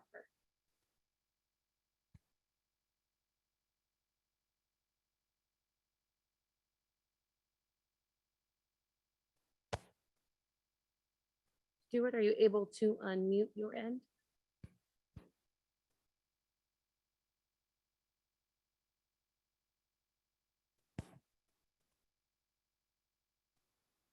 Okay, so Stuart, I will return to you following Karen Grove. Hi, Karen Grove. I am Chair of the Housing Commission, but I'm speaking for myself just to say it's very exciting to see this come forward, and I really value the community land trust aspect of this project in that it is truly being built as a community land trust with an emphasis on community being engaged from the start. So I just want to say thank you to Mid-Penn for taking this on and encourage you all to do everything you can to help it move forward. Thank you very much. Thank you for your comment. So I will be returning to Stuart Soffer.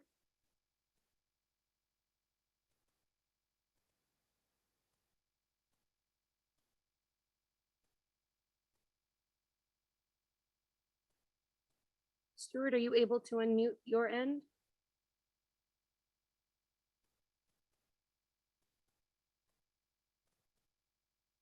Okay, so this will be the final call for public comment on item J2.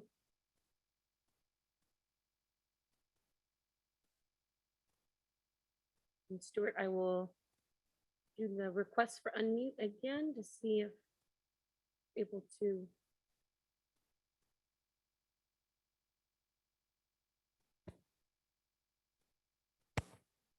Seeing no more hands raised, Mayor Combs, you may continue. All right, thank you, City Clerk Karen. So we'll bring it back to the council. Are there any comment, Councilmember Mueller? Thank you, Mayor Combs. Yeah, I just wanted to say thank you to Mid-Penn. It was back in February, we were doing a project with HIP Housing and talked about the fact that we were looking, and that night, I think we were looking at 14 units on Coleman Place when the issue of doing a CLT came up. And to have Mid-Penn bring this project forward now is really exciting because that night we were asking for it. We wanted to see a project like this come to the city. And I actually would like to see more projects like this come to the city. The tough thing about building affordable housing when it's rental is that typically we're getting people who are just right at that threshold level of what they can afford, and they have no opportunity to build equity. And so we're really creating a scenario where we really aren't moving the ball in terms of equity. literally, and I guess that's a dual meaning of equity, equity in the housing, and then also equity as a city. So I support this project. I think it's great. I think it's wonderful to see this project brought forward. I do have, I do want to hear my colleagues' questions just a little bit about, I'm interested just a little bit about the controls if things start to go awry in the trust model. Is there any way that the city has an opportunity to step in if the trustees aren't acting appropriately? And then also, if I also have questions around what we do to make sure that, and I'm assuming mid-pen that you would take the ball on making sure that people aren't, if there's a change in circumstance, converting this over into rentals. And so just those two items, but I can't express enough excitement about this project. Those concerns are really outlying concerns of scenarios that could be bad, but that I don't expect. Thank you. Thank you, Councilmember Mueller. Mr. Noche or Ms. Lindenthal, do you guys want to address some of the concerns or questions that Councilmember Mueller pointed out? Mr. Noche. Thank you, Mayor Combs, and thank you, Councilmember Mueller, for that question. I believe that's something that staff would look into further. Ms. Lindenthal, if you'd like to add any details on how the CLT would be structured, I'd appreciate your assistance on that question. Absolutely.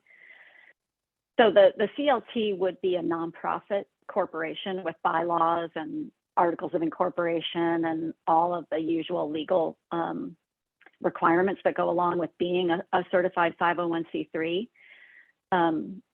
The city, through the affordable housing covenants, would have the ability to ensure the long-term affordability, as you do with any of the below market rate homes now in the city. So that would be the primary way that the city would be able to ensure that that the homes were that when it's time for the homes to be sold, that they're sold in accordance with your covenant, and that the long-term affordability can be secured.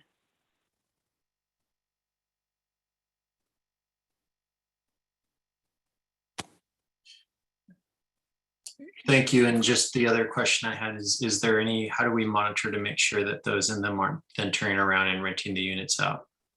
Is that something that Mid-Pen does, or who does that? Or is it the community land, or is it the CLT itself that does that?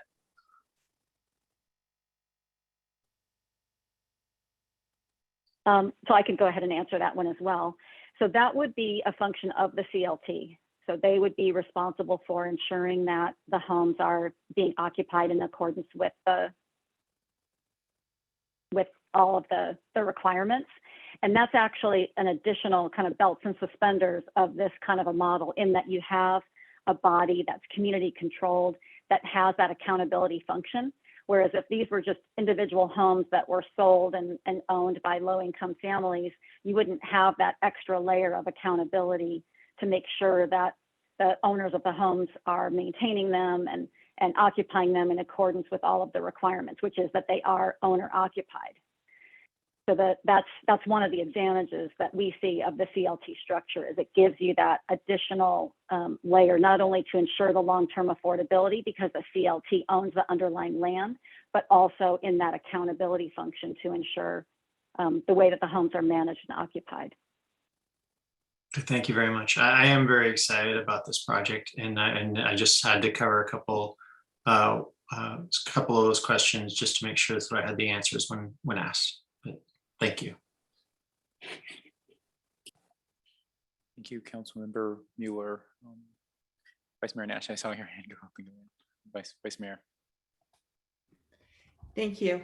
I'm wondering if you can explain the advantage and, well, or just basically what is the, if you could compare current BMR ownership homes that are managed outside of CLT and what the CLT brings.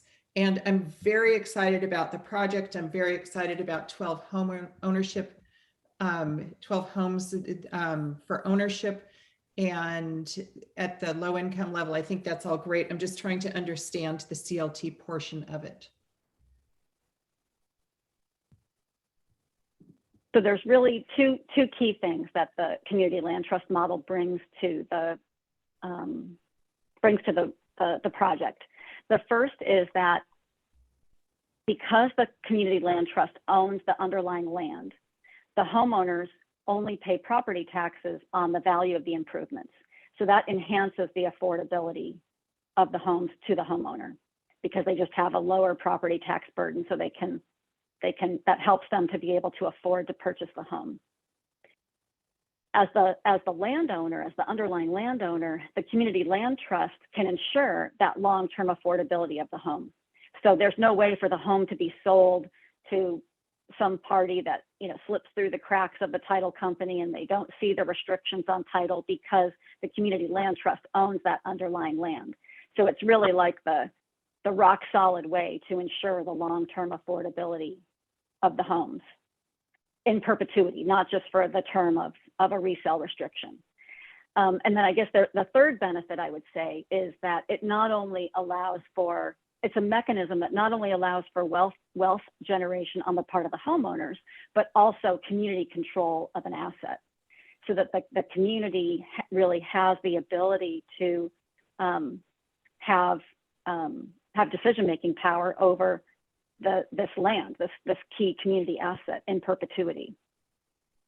So those are kind of the three big distinguishing factors about why a community land trust makes sense.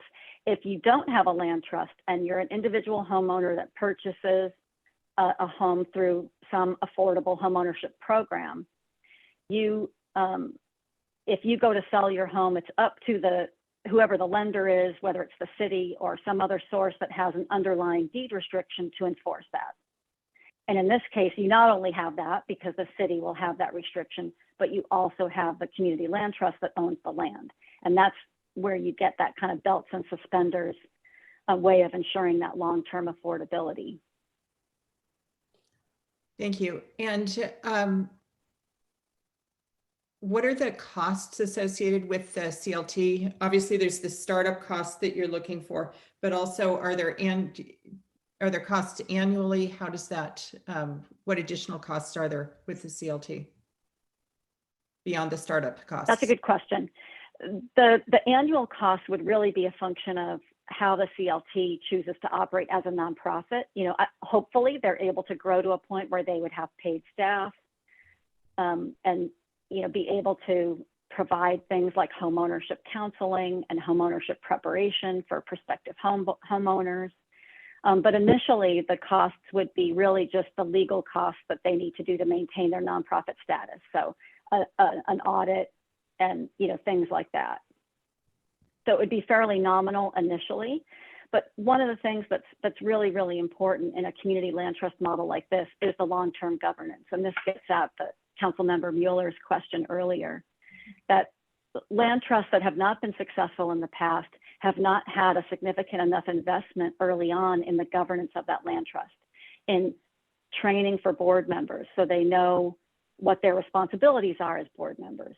And so that's a big part of kind of when we say organizing work that we want to do, is that identification of community members that are interested in serving on the board of the land trust, and then that training of those board members so they can really step in fully into that responsibility.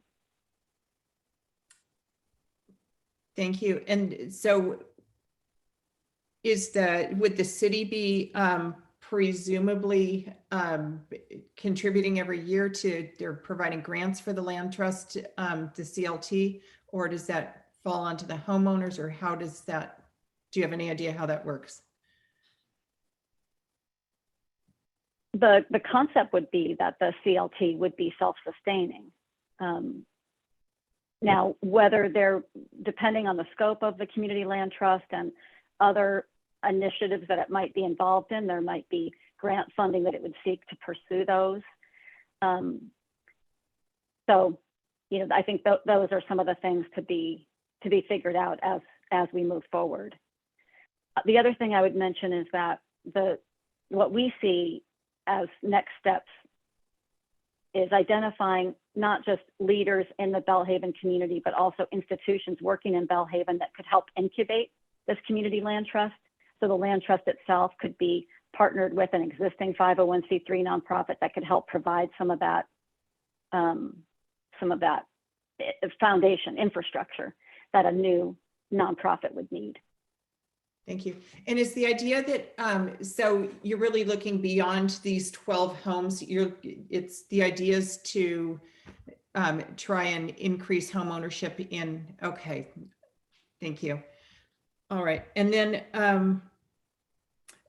can you explain, is there a difference in the wealth building with the CLT versus what is currently, how we currently manage BMRs? Other than I absolutely understand that piece as far as the property tax and that you don't pay for you're only doing the improvements, you're not doing the land. Are there other benefits for wealth building where there'd be a difference for the residents, for the homeowners? There are, so the CLT itself doesn't necessarily determine what form of resale restriction you might use. What it does is really create an entity that is community controlled that's really able to hold that accountability and help make those decisions of how to balance the wealth creation for the homeowner with the long-term affordability. So that's a very tricky thing to get just right. And when the community is actually involved in those discussions and leading those discussions, that's when I think you can land on a model that gets that balance right, that doesn't lean too far into wealth generation that could undermine the long-term affordability, but also doesn't set it up in such a way so that it's really just like a rental house, a rental apartment, because you really don't have any ability to build equity. So it's finding the right balance of those two things. But I think doing that exploration in partnership with community members that have a vested interest in the long-term affordability and this community land trust really helps you get at the best solution. And there's lots of good models out there. There's lots of people who are very expert in this, where together we can look at all of those and come up with something that we collectively feel strikes that right balance. And would this, would the CLT maintain a relationship with MidPenn? At this time, what we expect our role as MidPenn to be the developer of the homes. And we would transfer the land to the CLT, and we would want to make sure that the CLT is set up with the technical assistance they need to be able to be successful with organizations that are expert in providing that kind of technical assistance. And then once MidPenn built the homes and they're sold to homeowners, then MidPenn's involvement would end. That's how we currently envision it. Thank you very much. So a few questions, and then I'll go to Councilmember Taylor. So in this, Ms. Lindenthal, so with the CLT, would homeowners be on that board? So I'm sort of like, at some point it looks like a condo association board. At some points it looks like you want to do this larger thing. And so I'm just trying to, if it never materializes that there are other properties brought into the fold, and this is essentially just a kind of a condo association board, how does that look? Can that be successful, or are we creating something that really it needs to grow to live and be successful? These are really excellent questions that you're all asking. So thank you for all of these really good questions. So the community land trust is really different than an HOA or condo association board in that, while ultimately it may have representation from a low-income homeowner on the board, it's a community-controlled asset.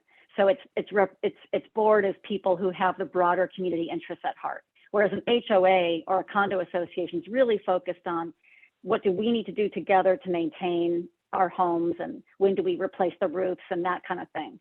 And the community land trust its primary role is stewarding the overall asset itself by people who have the interest of the whole community at heart. So that's the distinction between a typical HOA and a community land trust. Yeah, I see a tension though. Like, what if it is just these 12 units? What's really the investment of, someone who lives down the block, or someone who lives on the other side of Bellhaven to this? Again, I see that working as if the idea is this to acquire other lands and to grow this. But if it is just these 12 units, I think what you generally want is the people who do have the self-interest that they live there, and are closest to the situation, and are going to act in theory what's in the best interest of the property and themselves, because they're intertwined. Where someone just randomly in the community, again, may be acting in the best interest of the community, but may not be in the best interest of that particular property. I think that I guess the distinction I would draw there is that the community land trust as a model has been around for a long time. And there are many examples of land trusts that were not successful. And one of the primary reasons relates to the governance and the investment that needs to be made in helping people really fully fulfill those responsibilities as community stewards. And there is a real resurgence in interest in the community land trust model in recent years because of the desire to put equity in the hands of community members. And there are organizations that provide technical assistance to help address some of those governance issues that have come up on land trusts in the past. This is, though, a pilot endeavor. I mean, this is a proof of concept. And we think that, Mid-Penn thinks that it's a model that can be replicable to other communities and to other potential opportunities. So the idea would be to build the capacity such that it could grow beyond these 12 homes, but you have to start somewhere. And this feels like a reasonable, prudent place to start. That is within the realm of what we can accomplish and then build on. Thank you for that answer. One question for staff before I go to Councilmember Taylor. Mr. Noche, one of the things Ms. Lindenthal mentioned was this idea of the land trust having additional protections when it comes to, or in connection with, the transfer of titles. Has the city experienced or had any examples of BMR titles being transferred in ways that it would consider improper? So essentially transferred before the 55 years were up outside of the BMR system? Thank you, Mayor Combs. To my knowledge, we have not had an item arise to that nature where we have seen misuse of where the title is transferred without the city's knowledge. That being said, we have a total of 68 ownership units, which is a fairly manageable number. That being said, I don't want to say that there couldn't be misuse within those 68 that the city maybe has not discovered. So to date, to my knowledge, we have not seen that. Okay, thank you. Council members. Thank you, Mayor Combs, and thank you, Ms. Lindenthal, and also Mr. Noche for the presentation. I see this as a great opportunity to actually look at this area holistically, and I am definitely in support of the CLT. Also, I wanted to find out if there is opportunity for this to really look at neighborhood-based preference. Ms. Lindenthal, I believe you said that there are families in 2 or 4 of the units. So I'm wondering, is this an opportunity for them to be a part of the pilot to purchase? Yeah, so there's 3 families that still live at 335 Pierce. The condition of the building is such that when a family moves out, we don't rent the unit again, although we are maintaining the 3 units that are still there. And all our commitment to those 3 families is that they would have a first right to purchase one of these homes if they are eligible and qualify. And they also would have the opportunity to move to our new community at Gateway Rising at 1300 Willow Road. So in either event, we want to make sure that those 3 families are taken care of.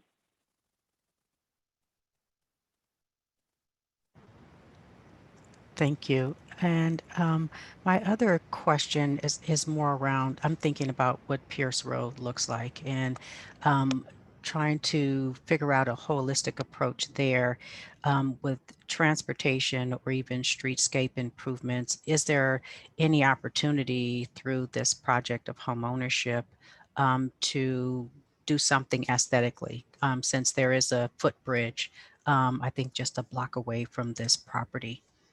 If that's possible.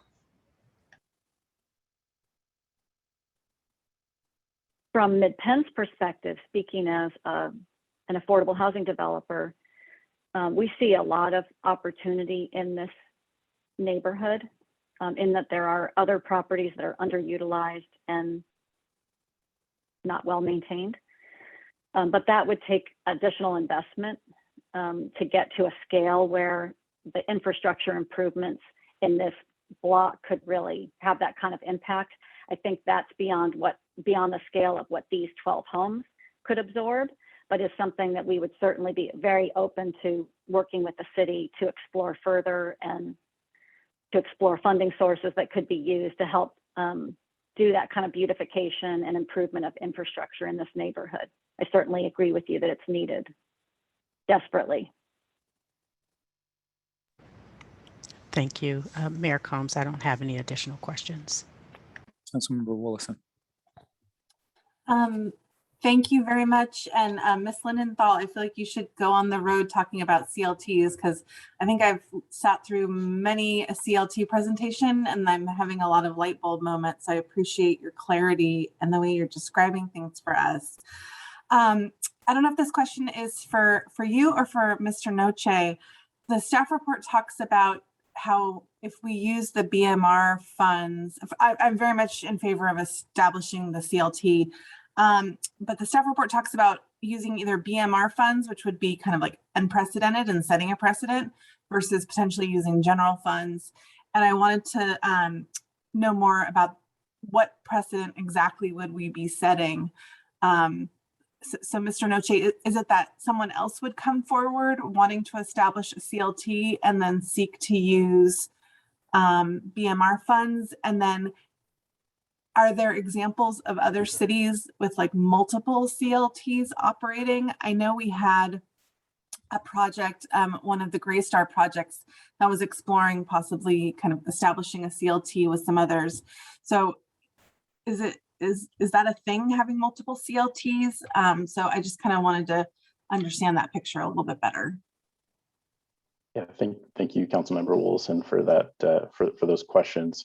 I think I'll come back to the multiple CLTs in other cities. Also wanted to, so I'll do my best on answering the question regarding the Bmr guidelines. Also want to give a reminder that I have Gabrielle Jensen from Goldfarb and Lippman, who is also available. So I'll start by answering the guideline component question. So in section 13.3 of the Bmr guidelines, the CLT isn't specifically listed, although we see that this project specifically would produce more affordable units. It could be within council's purview to see that as an eligible use. So there's a couple aspects there. And I want to make sure I'm answering your question properly. So if you don't mind, maybe just repeating the first component of it. Yeah, so I understand that, it's not we're not prevented from using the BMR funds. That's clear. But I think there was reference in the staff report to, and I think even in your presentation, about we would be setting a precedence. So I'm just curious, like under what kind of use case, like what would be another, who would be coming forward? Would another affordable housing developer be coming forward, or would other people just start coming forward wanting to create CLTs? And then what kind of position does that put us in? And then that kind of is wrapped to my question about, is it a thing to have a community with multiple CLTs? So I believe it is a possibility to have multiple CLTs, and I'll hand it off to Gabrielle in just a second to maybe provide a little more background than I can provide. So definitely a possibility, I would believe. And maybe I'll just hand it off to Gabrielle to fill in the blanks, and I can fill in the blanks from there if needed. Good evening, everyone. I'm Gabrielle Jansen. I'm an attorney with Goldfarb and Lippman, and we are conflict counsel on this matter for your city. So I think that the initial question that staff is looking for direction on is whether providing BMR funds to a CLT is within your guidelines. I think that's the first question that staff is looking for direction on. Your BMR guidelines provide a list of uses that are acceptable and eligible. They include things like rehabilitating units for low-income households, providing financing, that sort of thing. Providing funds to a CLT is a little bit of a gray area because on the one hand, it's not really in the category of BMR housing. However, it is a step in the process to get there. So I think that is the first question that the staff is looking for direction on from your council. As to the more specific CLT questions, I don't know if Mike has more information or if Jan has some more information. Otherwise, we may need to return to council with that additional information for you. Yeah, I'll just add, I think staff's intent is to return with more detailed analysis. And I think Jan has provided quite a bit of detail on what a CLT could potentially look at. I think we're primarily want to make sure that this would be an available use of funding because it's truly just step one in the process. Yeah, thank you very much. And I in no way want to delay any of this process. I think this is a tremendous opportunity. I get the timing with everything that has been stated. It would be great if that information is available at some point, I think just to kind of round out our knowledge of CLTs and kind of what we might expect in the future, considering that this year we've kind of heard multiple CLT conversations. But I'm especially excited about the 2-bedroom units and that these are designed for families, I think is really exciting. And I just want to thank MidPenn and everyone who was instrumental in bringing this forward. I think it's wonderful. I'd like to see more, and yeah, let's move. But yeah, if there is an opportunity to learn more about multiple CLTs and kind of speaking to that precedent you were setting, kind of like what that might look like, I'd appreciate it. Thank you. I could speak to that, Councilmember Willison. So I have been involved in affordable housing for my entire professional career. So that's 30 plus years now. And I have been involved in other projects that used a community land trust. In fact, one where a community land trust was used to build affordable homes. And I can say that the formation process to start a community land trust is not easy. You have to have an established board of directors. You have to go through the IRS to get your tax exemption. It's not an easy thing to do. And so I'm not aware of communities that have multiple community land trusts, and that really wouldn't be in the interest of the community. What you'd want to do is consolidate the assets in one entity. There certainly are examples of successful land trusts around, some that are focused on land conservation, others that function like limited equity cooperatives. And that's more along the lines of what Mayor Combs was talking about, where you might have a group of people who collectively own a building and maintain it together. And in that case, you might have multiple limited equity co-ops in one jurisdiction. But as far as a land trust, I'm not aware of any jurisdiction that has multiple community land trusts within it, and certainly not a city of Menlo Park size. So I don't really see that as a risk, given the hurdle to form the entity to begin with, to be honest.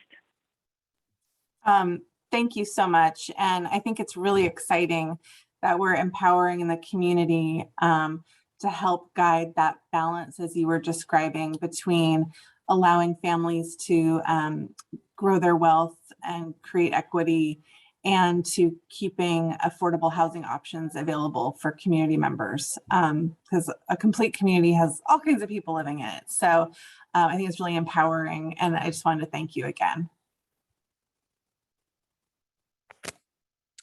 Thank you, Councilmember Willison. I'll just add, yeah, I'm supportive of at least sort of the specific direction is like this idea of, is the council supportive of BMR funds being utilized for the formation or foundation of a community land trust? In theory, right, the BMR funds are about providing more affordable housing units. And in theory, like that's what we're trying to do here. And so while the process may be novel in connection with Menlo Park in using the funds, the ultimate goal of the funds is to provide more affordable housing, and that's what we're trying to accomplish here. So I'm supportive. It seems like around the dais, everyone is supportive. So staff, council, is there something else you need to proceed?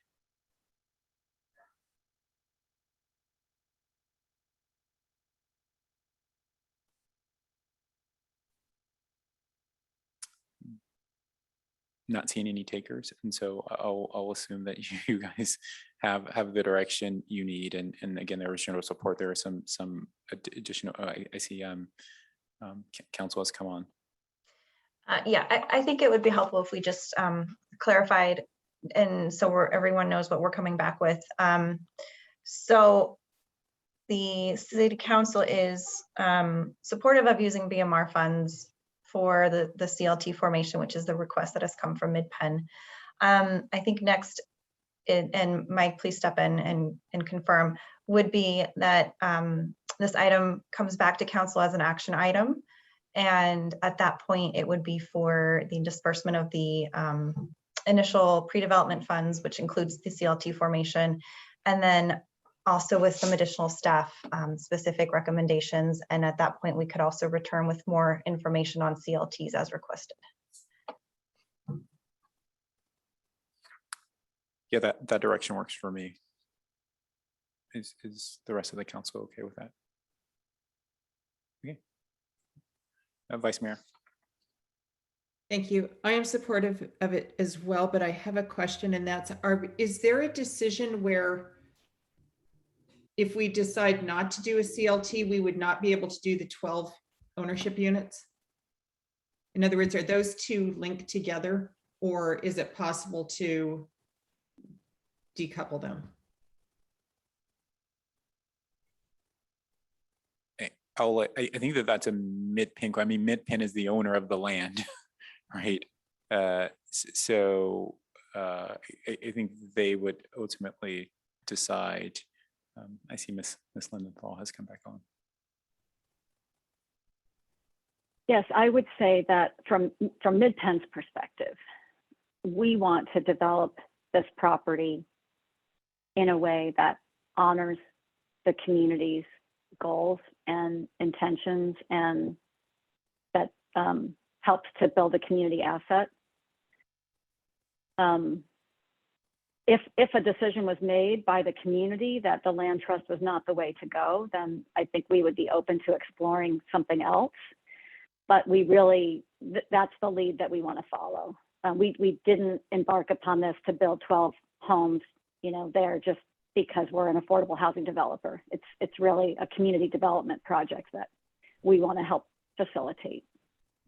Great answer. Thank you. Right. Well, thank you everyone for all the work on this. All right. With that, we'll move on to public comment. Under public comment, the public may address the city council on any subject not listed on the agenda. Each speaker may address the city council once under public comment for a limit of 3 minutes. Please clearly state your name and address or political jurisdiction in which you live. The city council cannot act on items not listed on the agenda. Therefore, the city council cannot respond to non-agenda issues brought up under public comment other than to provide general direction, general information. City Clerk Heron, can you call for general public comment? Yes, thank you, Mayor Combs. So at this time, if any member of the public wishes to speak on an item not on tonight's agenda, please engage that hand feature in the bottom of your screen or press *9 if you are calling in from a landline or a cell phone.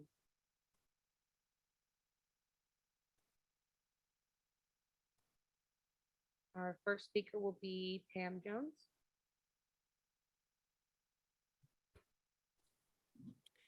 Good evening, Mayor, Vice Mayor, council members and staff. Many times in the council meetings, as well as in the Planning Commission meetings, I have asked to have the presentations prior to the item that came up on the agenda. And that is happening. And I cannot tell you how grateful I am to the staff for providing that information. It just makes it much richer when you and understandable when you present an item. So thank you. Thank you for your comment. So this will be the final call for public comment for items not on tonight's agenda. Seeing no further hands raised, Mayor Combs, you may continue. Thank you, City Clerk Heron. So I'm going to next, in theory, is the consent calendar, but I'm going to call on audible and actually bring forward council member reports. And so I'm going to open it up to the members of the City Council to see if there's anything they would like to share out, or any items or issues they'd like to bring to staff attention and to the attention of the rest of council. Councilmember Taylor. Thank you, Mayor Combs. I myself and Vice Mayor Nash, just as a follow-up from our housing element discussion, did meet with staff, and we followed up with an email with our questions.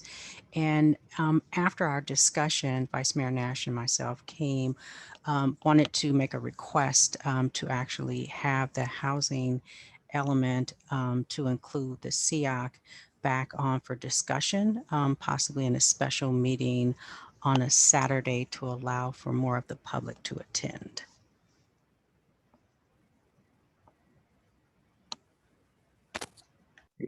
And so that's a request. Is there another council member that wants to support that, or is that the support already assumed with the fact that you and Vice Mayor Nash have worked on it?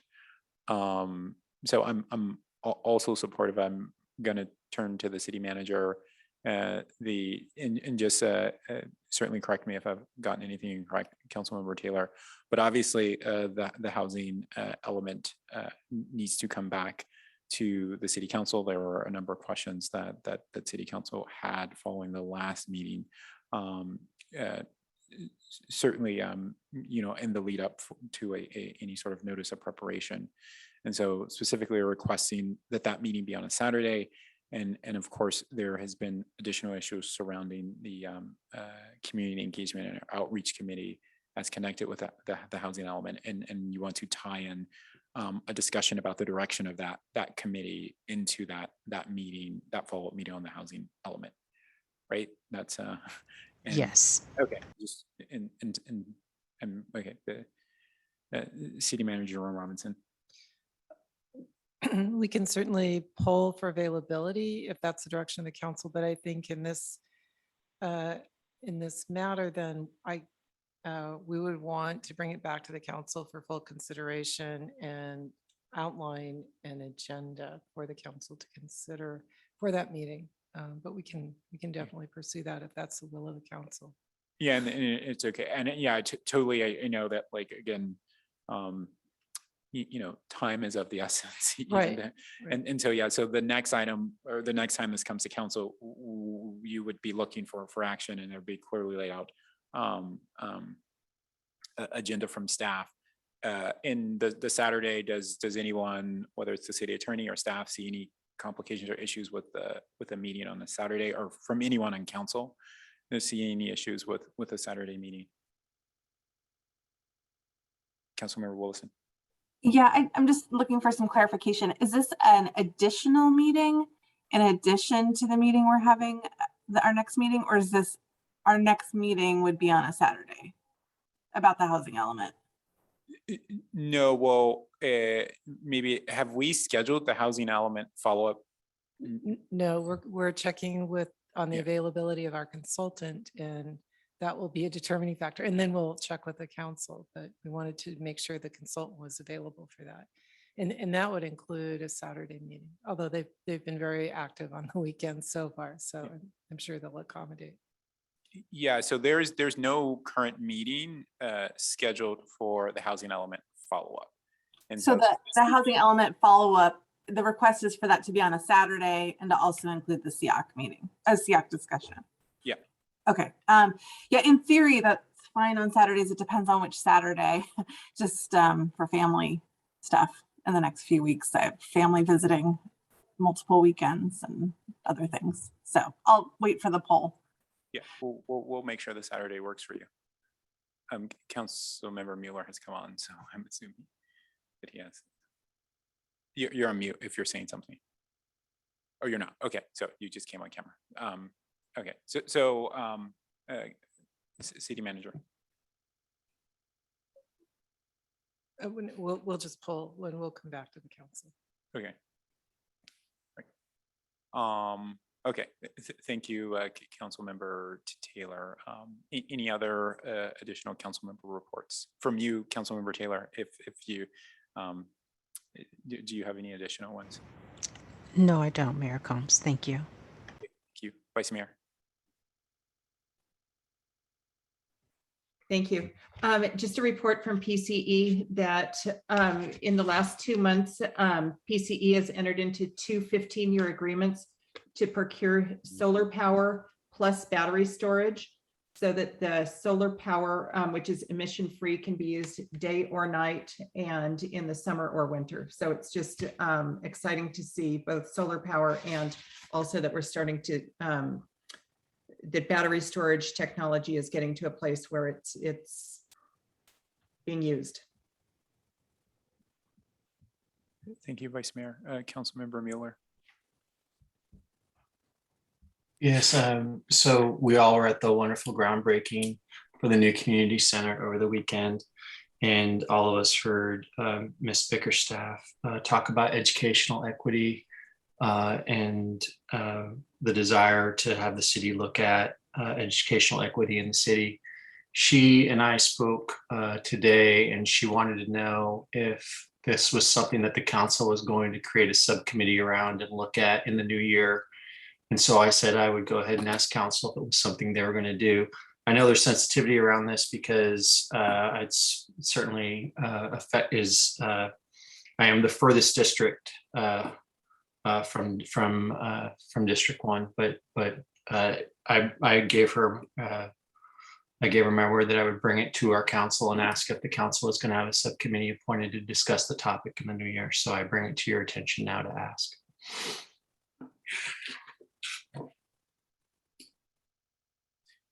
And so I'm understanding, Councilmember Mueller, you're specifically looking for a council member to support bringing an agenda item on discussing whether the council wants to form an education equity subcommittee. Yeah, I mean, well, I'm just actually asking does anyone have any plans to do so at this point? I don't want to overstep my place in doing that, but asking if that's something that people plan to go ahead and bring up and actually discuss in the new year and have a subcommittee work on that.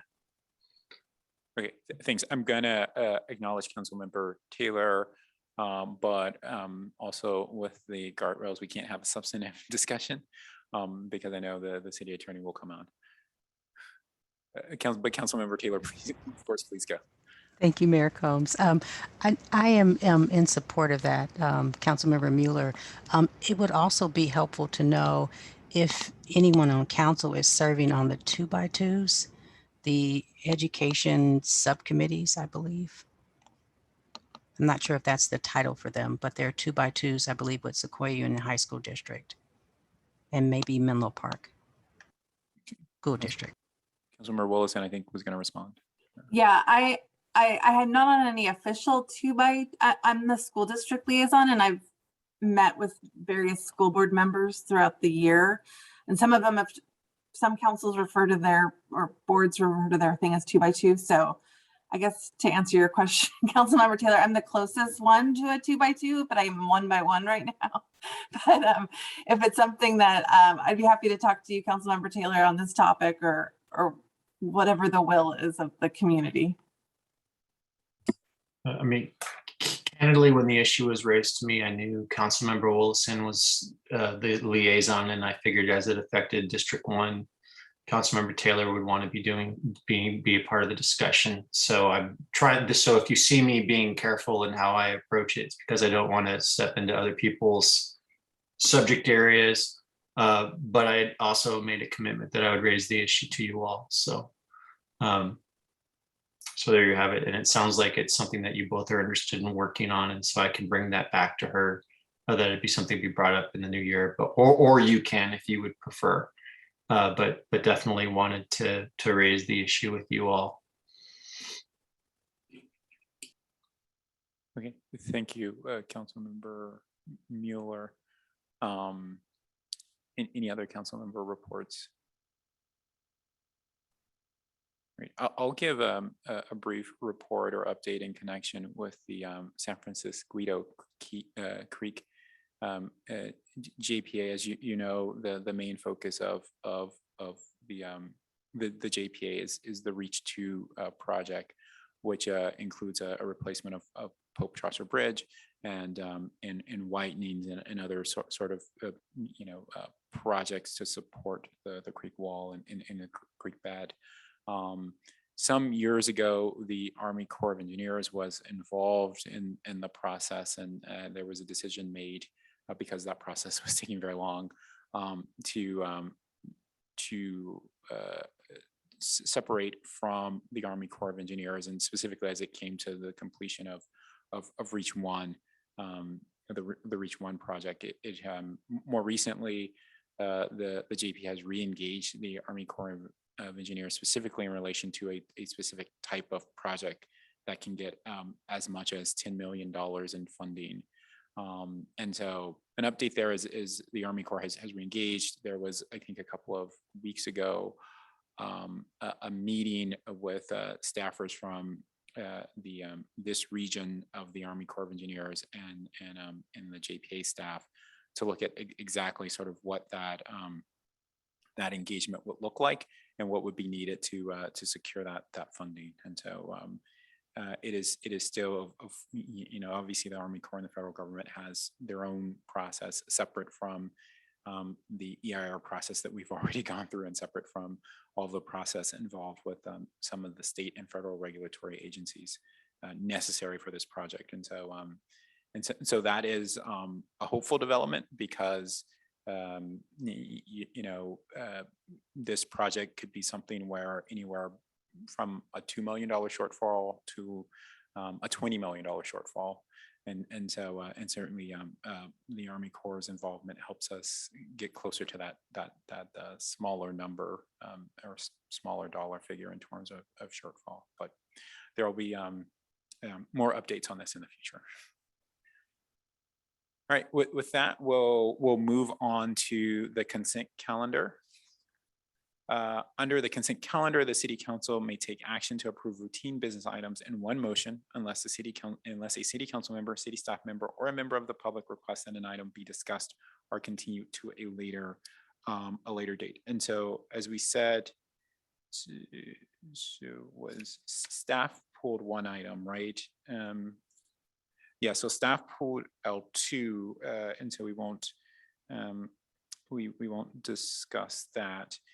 and so I did want to actually pull L4 so that we can have a discussion specifically in connection about the continuation of remote meeting remotely or some hybrid, and certainly that is the item that allows us to have that discussion. And so, was there anyone who wanted to pull or discuss L1 or L3? Okay, well then, does someone, I think we should, just because there may be some specific direction in connection to L4, so Vice Mayor Nash.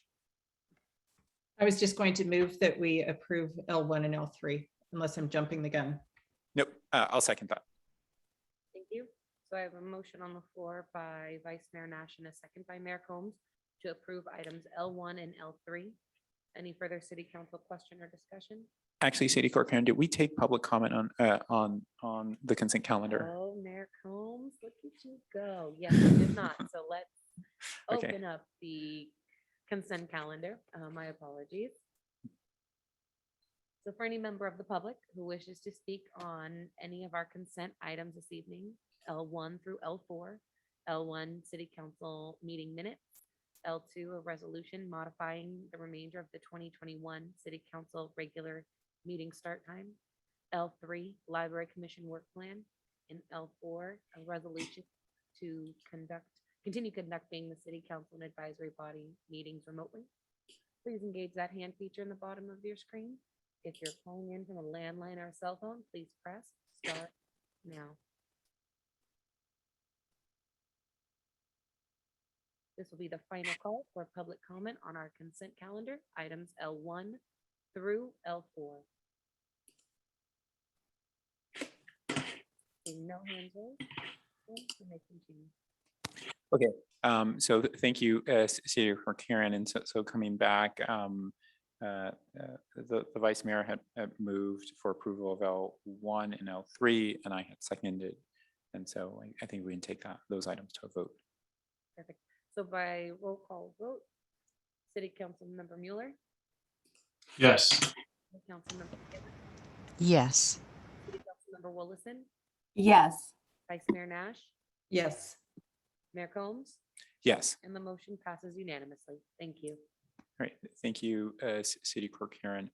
Okay, so then coming to L4, obviously we have been through the duration of the pandemic meeting remotely under provisions in state law that have allowed this, and we are required to sort of now update every 30 days that we continue or will be continuing to meet remotely. And so I think this provides a good opportunity for us to, as a council, check in and to see like what sort of returning to council chambers might look like. Certainly it would be voluntary, but just want to open up that discussion. And I don't know if city manager or city clerk, if there's anything you guys wanted to add, or even anything the city attorney wanted to add before we dive into this discussion.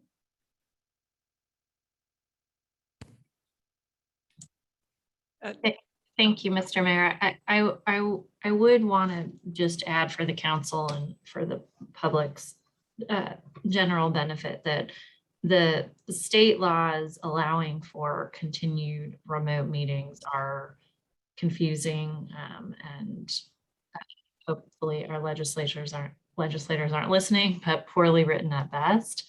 And so there is some unsettled advice and opinions on how best to interpret AB 361. Our best interpretation is that it does confer cities with fairly broad latitude to hold meetings remotely, hold meetings in person, and to create some sort of hybrid format that furthers the public health and safety of your constituents, the public, and council and staff. But we don't have much precedent, or we don't have any precedent, and we really, we really don't know exactly how the law will be interpreted, if at all, before we're all back in person permanently. And so then following up on that, City Attorney Doherty, and so if the council adopted a sort of hybrid model that would then allow council members, if they chose, to come to the chambers and certainly staff, would we then also be required to allow the public to access the chambers? Or could we mandate as part of that hybrid that the public would be required to stay remote, or would be required to participate in the meeting only via some video conferencing app? I think the short answer is we don't know. The state laws aren't clear on that precise question. But I think as long as we're taking actions that we believe to be necessary for the public health and safety, then we should have reasonable enough latitude to do that under AB 361. That is my reading of the law. And so if the council determines that allowing the council to be together is necessary for conducting its business and is safe given the continued state of emergency, but that not allowing or not permitting the public to be present is necessary due to site constraints and the ongoing state of emergency, then my reading of AB 361 is that should be permissible. But again, we don't know. It's not the best drafted piece of legislation, and the answer to that question is just really not clear from the law itself. Great, thank you. Any questions or comments from staff? Additionals? No.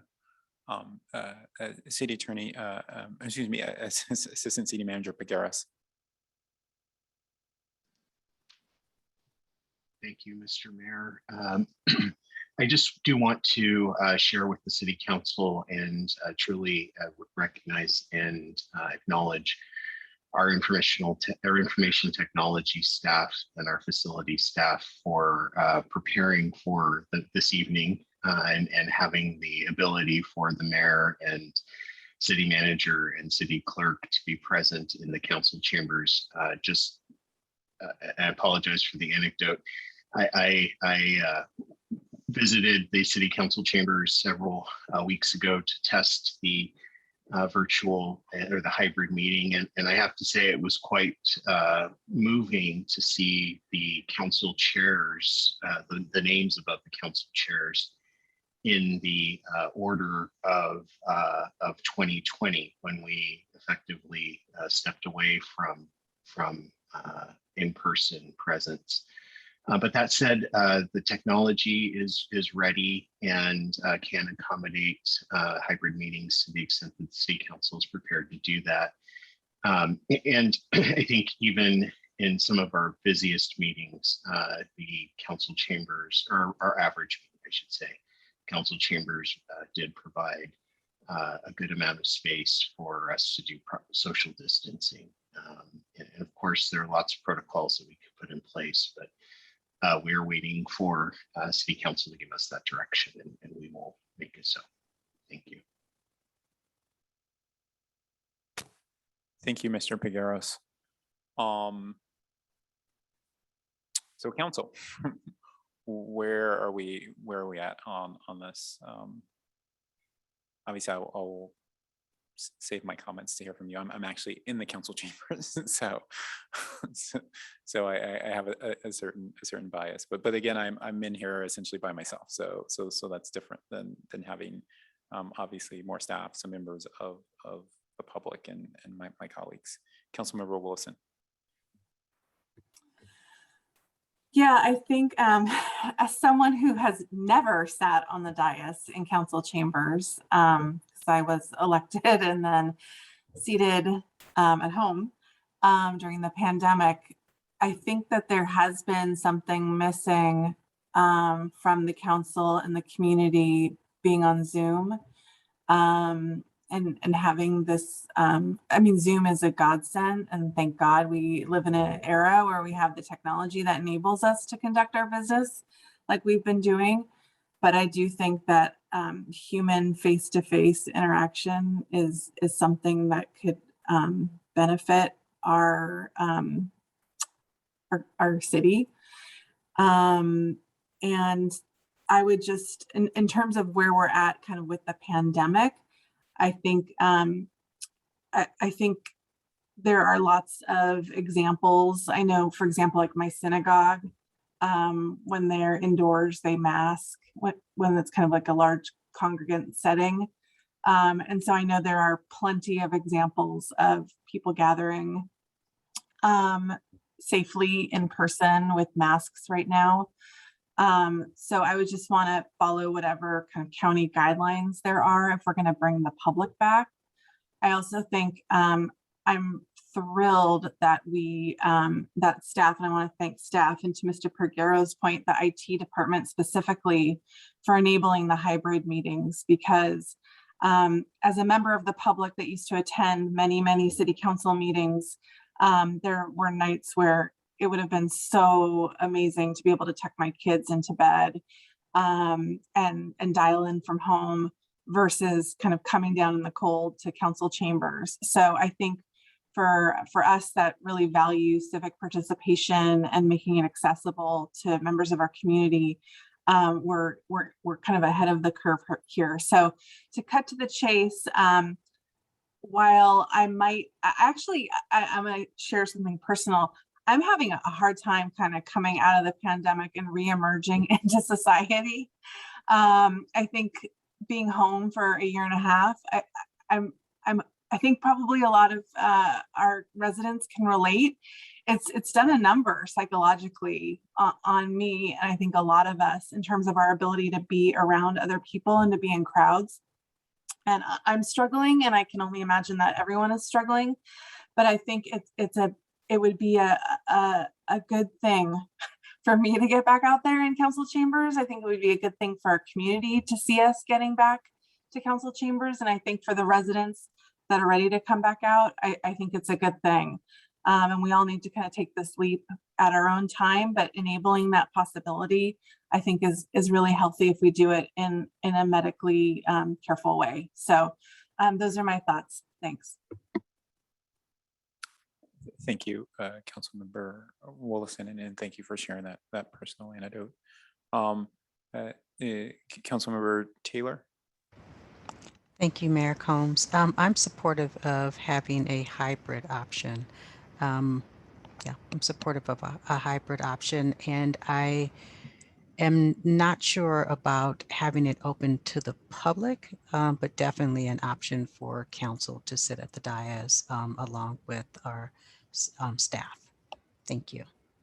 Yeah, thank you, Councilmember Taylor. And just to be clear, again, the discussion we're having here is all providing people the option, both on council and staff. And I think that issue of the public is as the city attorney said, just a bit up there. I think her direction was that we could still prohibit in-person public attendance, but it's as she said, the legislation is sort of poorly written, and so it's unclear if that's the most solid ground.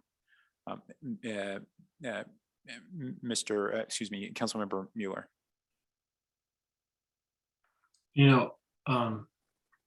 Is Nick's hands up? Do you want to take him first? Oh, it was on. Okay. Thank you, Mayor Combs.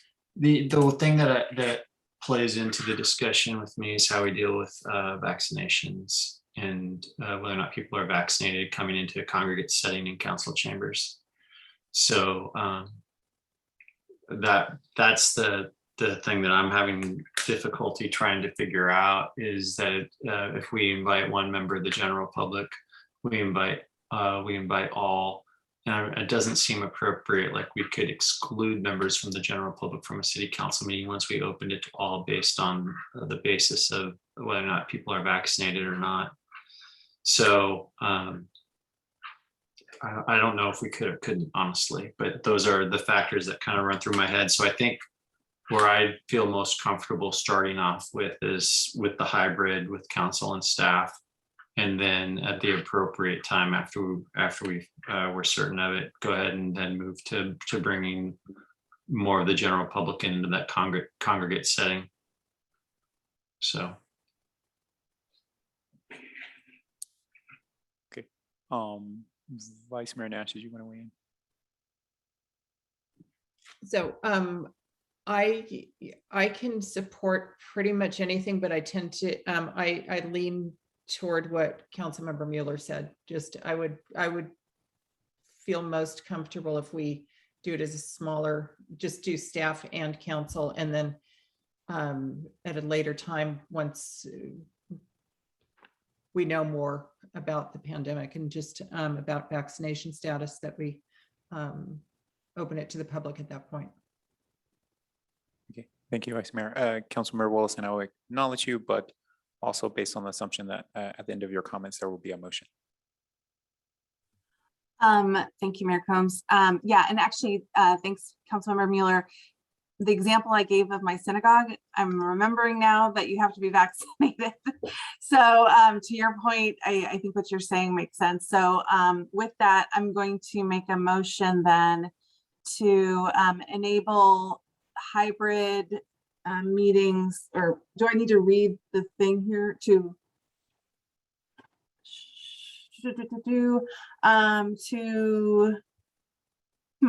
do I need to read off this motion or just say whatever to adopt a resolution, basically enabling council to choose whether they want to come into chambers or not, but making remote only for the public at this time. Right. And if you need to modify that, go ahead. Yeah. City Attorney Doherty, does that work for you?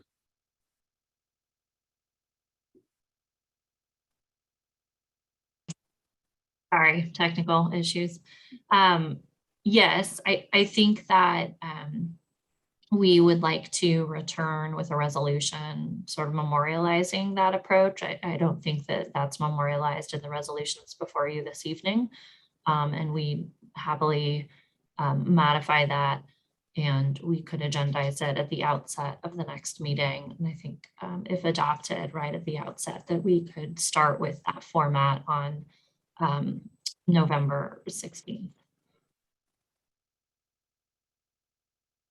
And of course, I say all that with the caveat that I'm sure there are city attorneys out there that would disagree with me. And this is just one area that we really are not in consensus. We have more or less a 50-50 split even at our firm on how to interpret AB 361, which we really never have on other pieces of state law. Okay, thanks. So then I'll second that. And essentially, in that this is about sort of bringing it back as a resolution for the council to vote. Thank you, Mayor Combs. So I do have a motion on the floor by City Council Member Wilson and a second by Mayor Combs to direct staff to draft a resolution and return to City Council, allowing for City Council and staff to conduct hybrid meetings. Any other further City Council question or discussion? Seeing none, by roll call vote, City Council Member Mueller. Yes. Yes. We're having a hard time hearing you, but I'm going to say yes. Vice Mayor Nash, Yes. Mayor Combs, Yes. and the motion passes unanimously. Thank you. All right, thank you. City Clerk Karen. So my notes say take recess now for 20 minutes, but we only have one more regular business item. Where's L2? Is there? It's yeah, what about it? Oh, I'm sorry. I'll go to the city manager.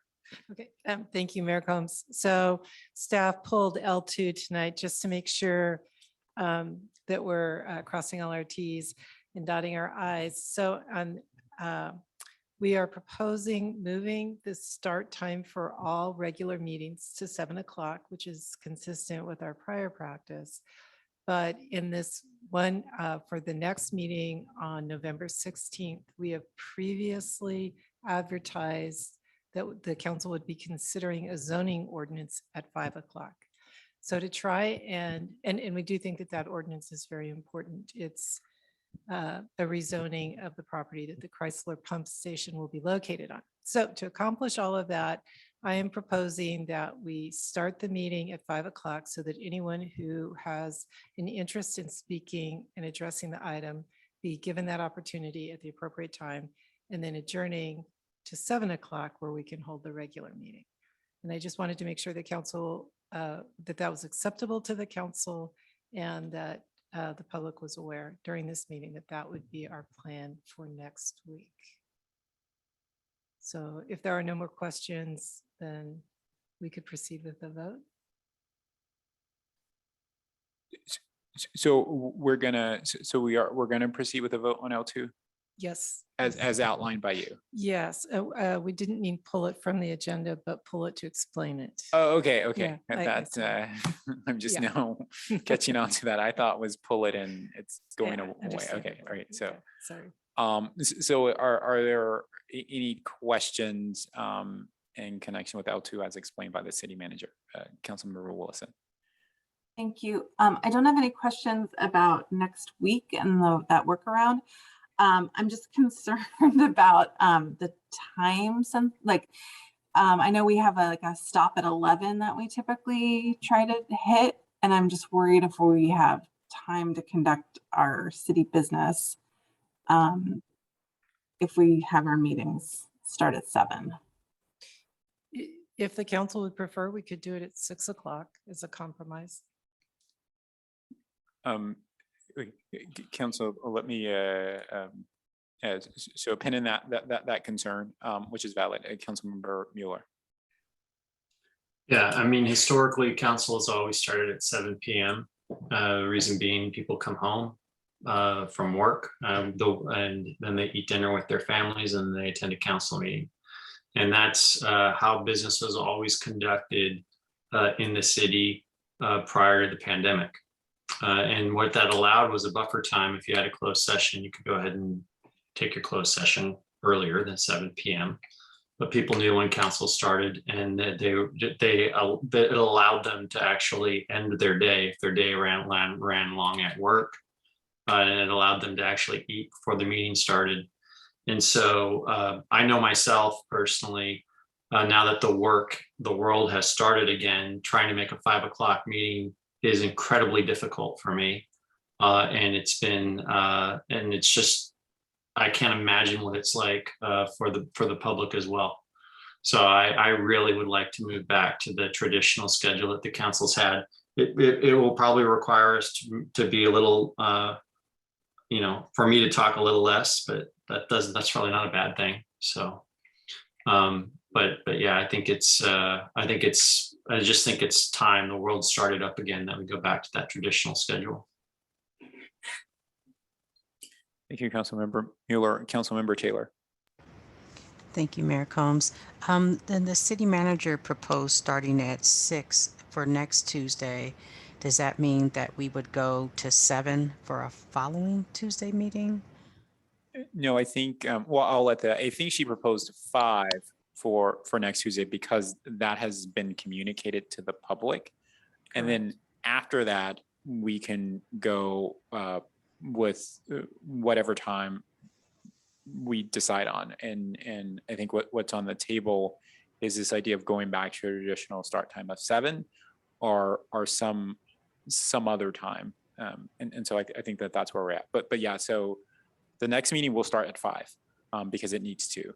But so the question is after that, do we transition back to a 7 p.m. start, or do we transition to something else? I do think to Councilmember Mueller's point, the 5 o'clock start time does present some challenges, both again from some of us on the dais, but also from members of the public, which I think at least 1 or 2 people mentioned when we took up I think the last cap update. I think someone had complained about the start time. Vice Mayor Nash, did you have something? So where we're at, Councilmember Mueller, since you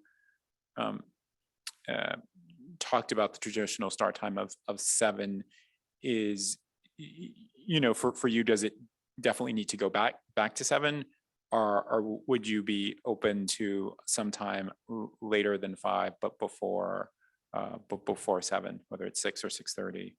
Well, I would suggest to you all that one of the reasons why we're able to make these times that we've had, even now that the world has started up again, is because we are appearing on Zoom. When we were, traditionally on council, a 7 p.m. start time, and you had to travel to council, and that meant that 5 o'clock you're done with your job, and then you ate dinner quickly with your family, and then you rushed off to council chambers. That we had colleagues walking in at 7:05. It really is tight. So I'd love to keep it at 7 because it means because it gives you that buffer. But if you guys absolutely want to start at 6:30 for now, I can go ahead. I can compromise on that. I would suggest though that we do that at 6:30 because that way when we have closed sessions, typically you set an hour before the start of your regular meeting. And so that would mean a 5:30 start time, which is cutting it pretty close. And we do have a considerable number of closed sessions that we do. So, and remember, you're calculating in travel time now. So if you guys want to try 6:30, that's fine. But I can certainly, and myself internally, see the argument for the 7 p.m. now that we're moving back to hybrid.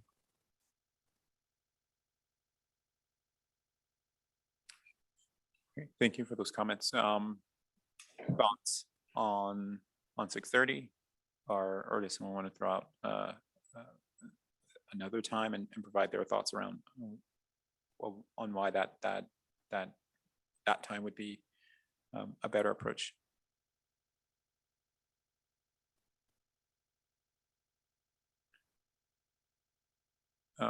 Vice Mayor Nash. I think the idea of starting at 6:30 makes sense because we have been having our meetings run long, and I think that is a good compromise.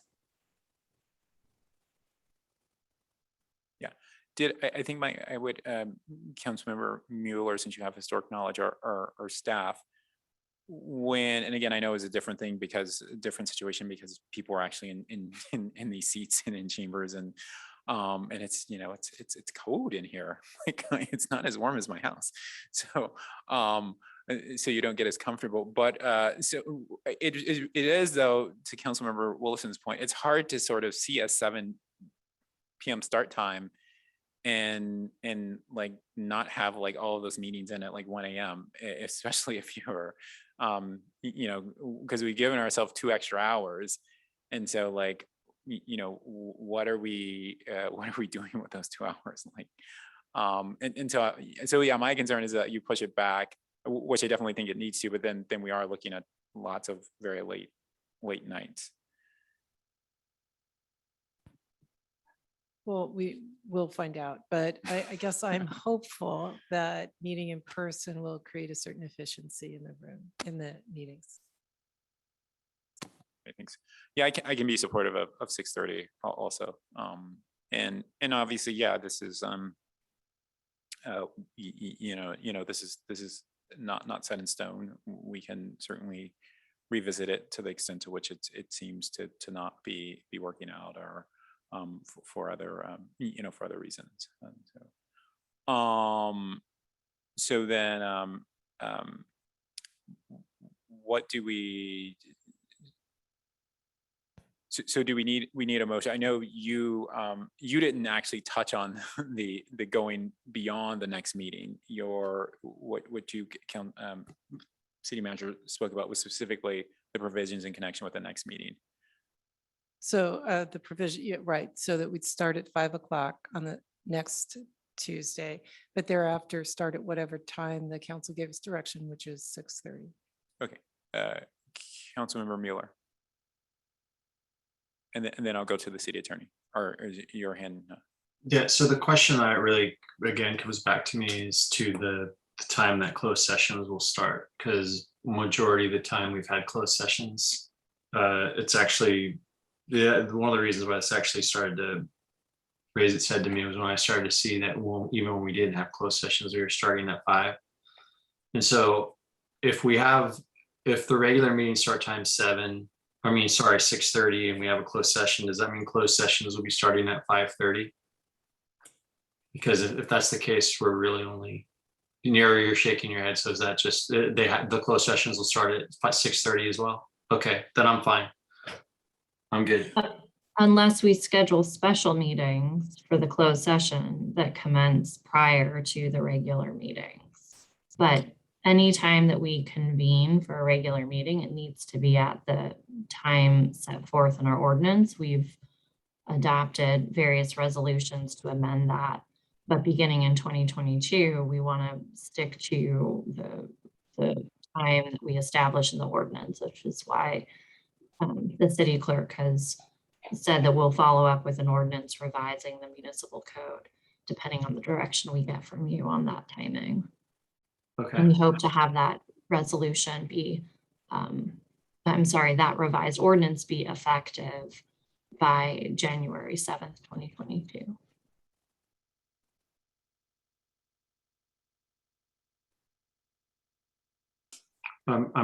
I'm sorry, does that mean that we're going to need to be meeting at 5 o'clock until January 2022?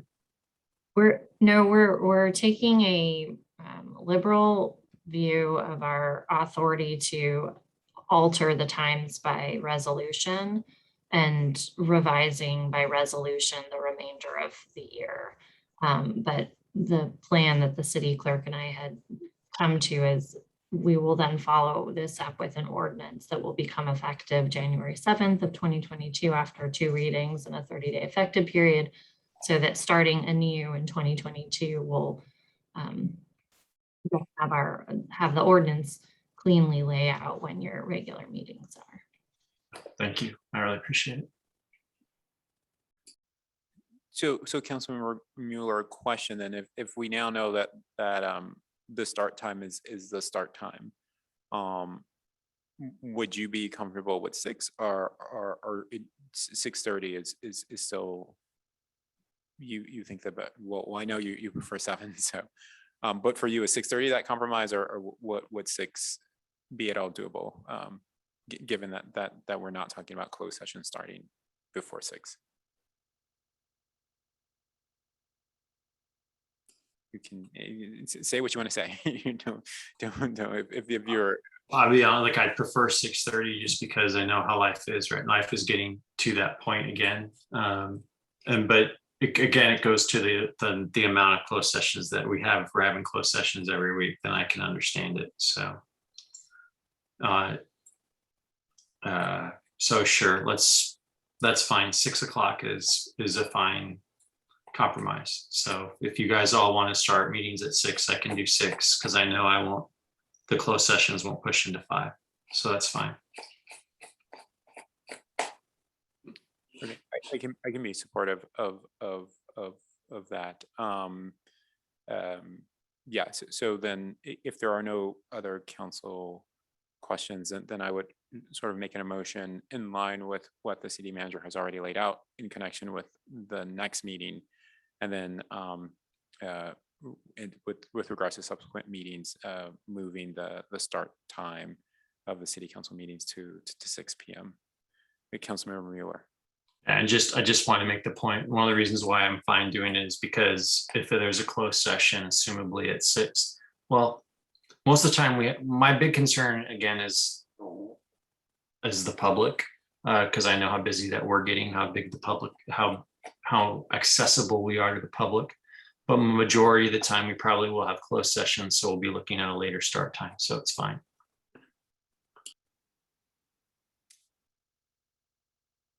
Yeah, thanks. And I imagine that this is probably all about a part of an evolution, ultimately that would be back at 7, right? When we are, when we are sort of all fully back. So anyway, so I have a motion. Is there a second? Councilmember Taylor. I'll second. City Clerk Karen. Thank you, Mayor Combs. So I have a motion on the table by Mayor Combs and a second by City Council Member Taylor to update and approve Resolution number 6684, modifying the remainder of the 2021 City Council regular meeting start time to 6 p.m.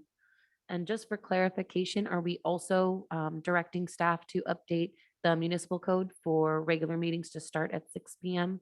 from 5 p.m. as well? Yes, I think that's necessary, right? Or at least recommended, correct? It is definitely recommended. Okay, yeah. then Okay, yes. so we would include that in the motion to direct staff to update the Menlo Park Municipal Code, section 2.04.010, regular meetings, days and time, start time to 6 p.m. from 5 p.m. Any further city council question or discussion? Seeing none by roll call vote, City Council Member Mueller, Yes. City Council Member Taylor, Yes. City Council Member Willison, Yes. Vice Mayor Nash, Yes. Mayor Combs, Yes. and the motion passes unanimously. Thank you. Right, thank you, City Clerk Karen. So my proposal is that we continue to plow through. Like I say, we have one more item, which is a regular business item. And then after that, informational items, and then the city manager's report. And so I think that it's probably the best use of our time to sort of to take up the next item, because I don't see it going, being an extensive item, and then just plowing through the remaining items. All right. So with that, I see no objection. We'll go to regular business portion of the meeting. Under regular business, the city council considers recommendations from city staff on policy matters or administrative actions that require city council approval. The regular business item is M1, introduction of ordinance number 1079, repealing chapter 7.04, garbage and rubbish disposal of Title VII, health and sanitation, and enacting chapter 7.04, solid waste recyclables and organic waste disposal. Here to introduce the item is Management Analyst Joanna Chin.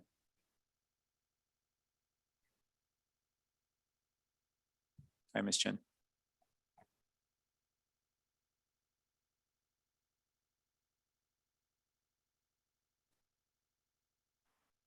Hi, good evening, Council. Are you able to see my screen? Yes. I see. Yes, okay, great. Actually, my apologies. Joanna, it does look like it might be zoomed in.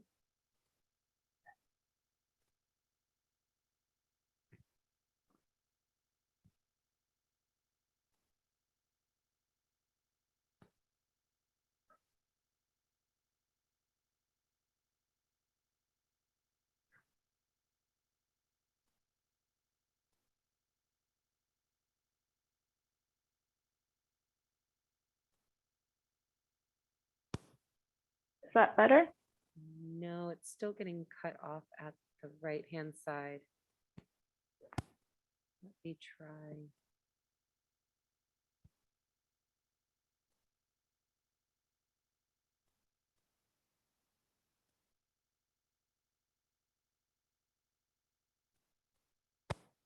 Just give me 1 second. I will try to present from the screen.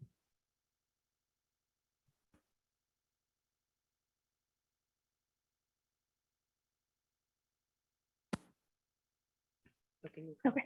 So Joanna, if you can just cue me, I can tap through. Okay. Thanks, Judy. Good evening, Mayor Combs and members of the council. My name is Joanna Chen, the management analyst for the city. I will be giving a brief presentation on the city's SB 1383 enforcement ordinance. Next page, please. Okay.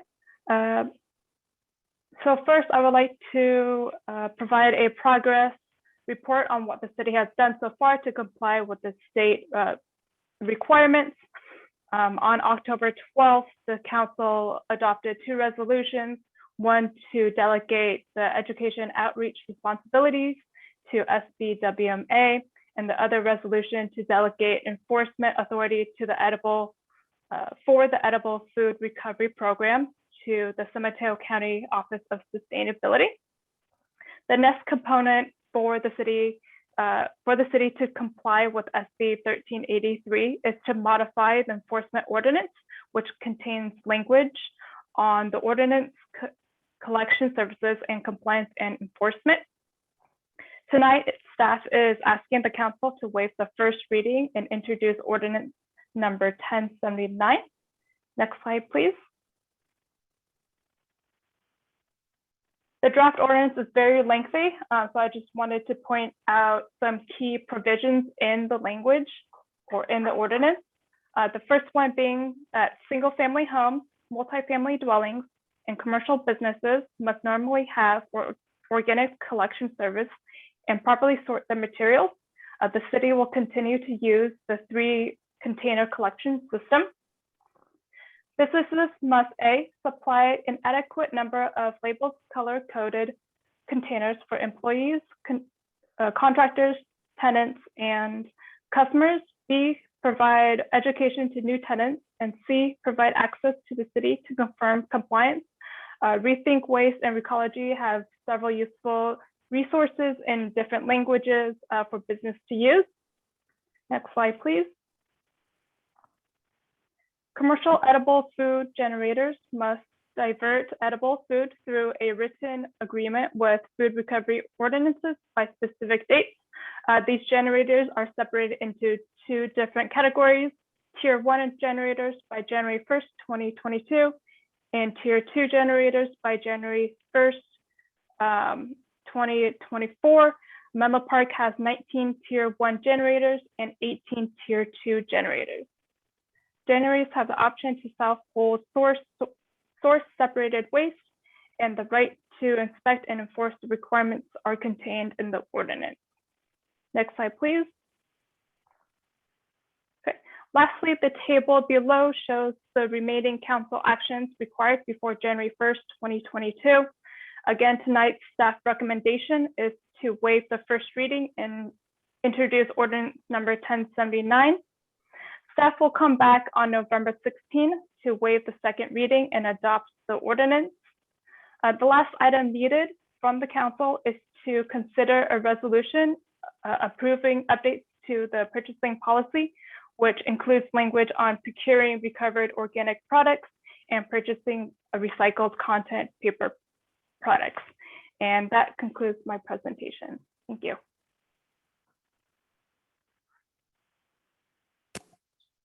Thank you, Ms. Chen. City Clerk Karen, let's call for public comment on this item. Thank you, Mayor Combs. So at this time, if any member of the public wishes to speak on item M1 related to introduction of an ordinance number 1079, repealing chapter 7.04, garbage and rubbish disposal of Title 7, Health and Sanitation, and enacting chapter 7.04, solid waste, recyclables, and organic waste disposal, please engage that hand feature at the bottom of your screen. If you are calling in from a landline or a cell phone, you may press *9 now.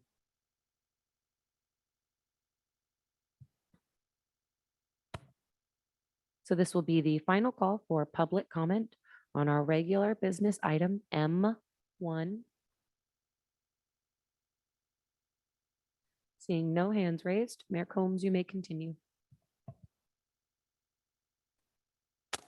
Thank you, City Clerk Karen. So bringing it back to the dais, are there any questions or comments about this item, or is there a motion? Councilmember Willison.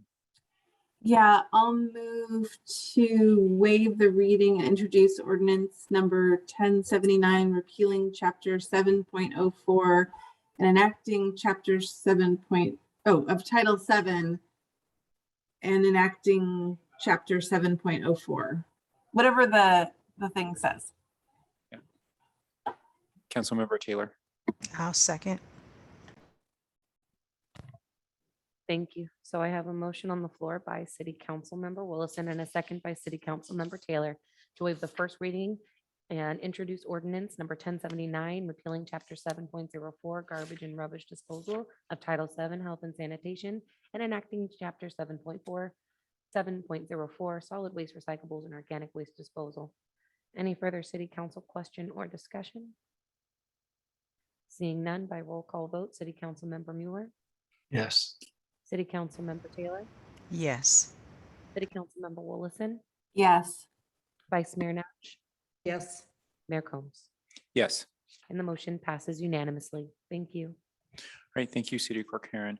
With that, we'll turn to informational items. Informational items are transmitted to the City Council in the staff's effort to provide an update on matters of importance to the City Council. Informational items are not action items. However, a City Council member, city staff member, or a member of the public may request to make a comment or ask a question on any of the informational items.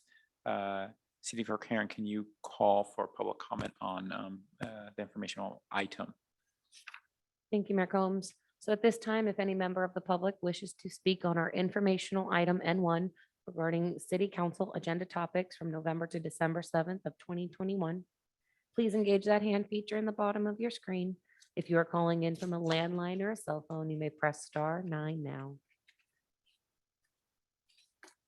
So this will be the final call for public comment on our informational item N1. Seeing no hands raised, Mayor Combs, you may continue. Right, thank you, City Clerk Karen.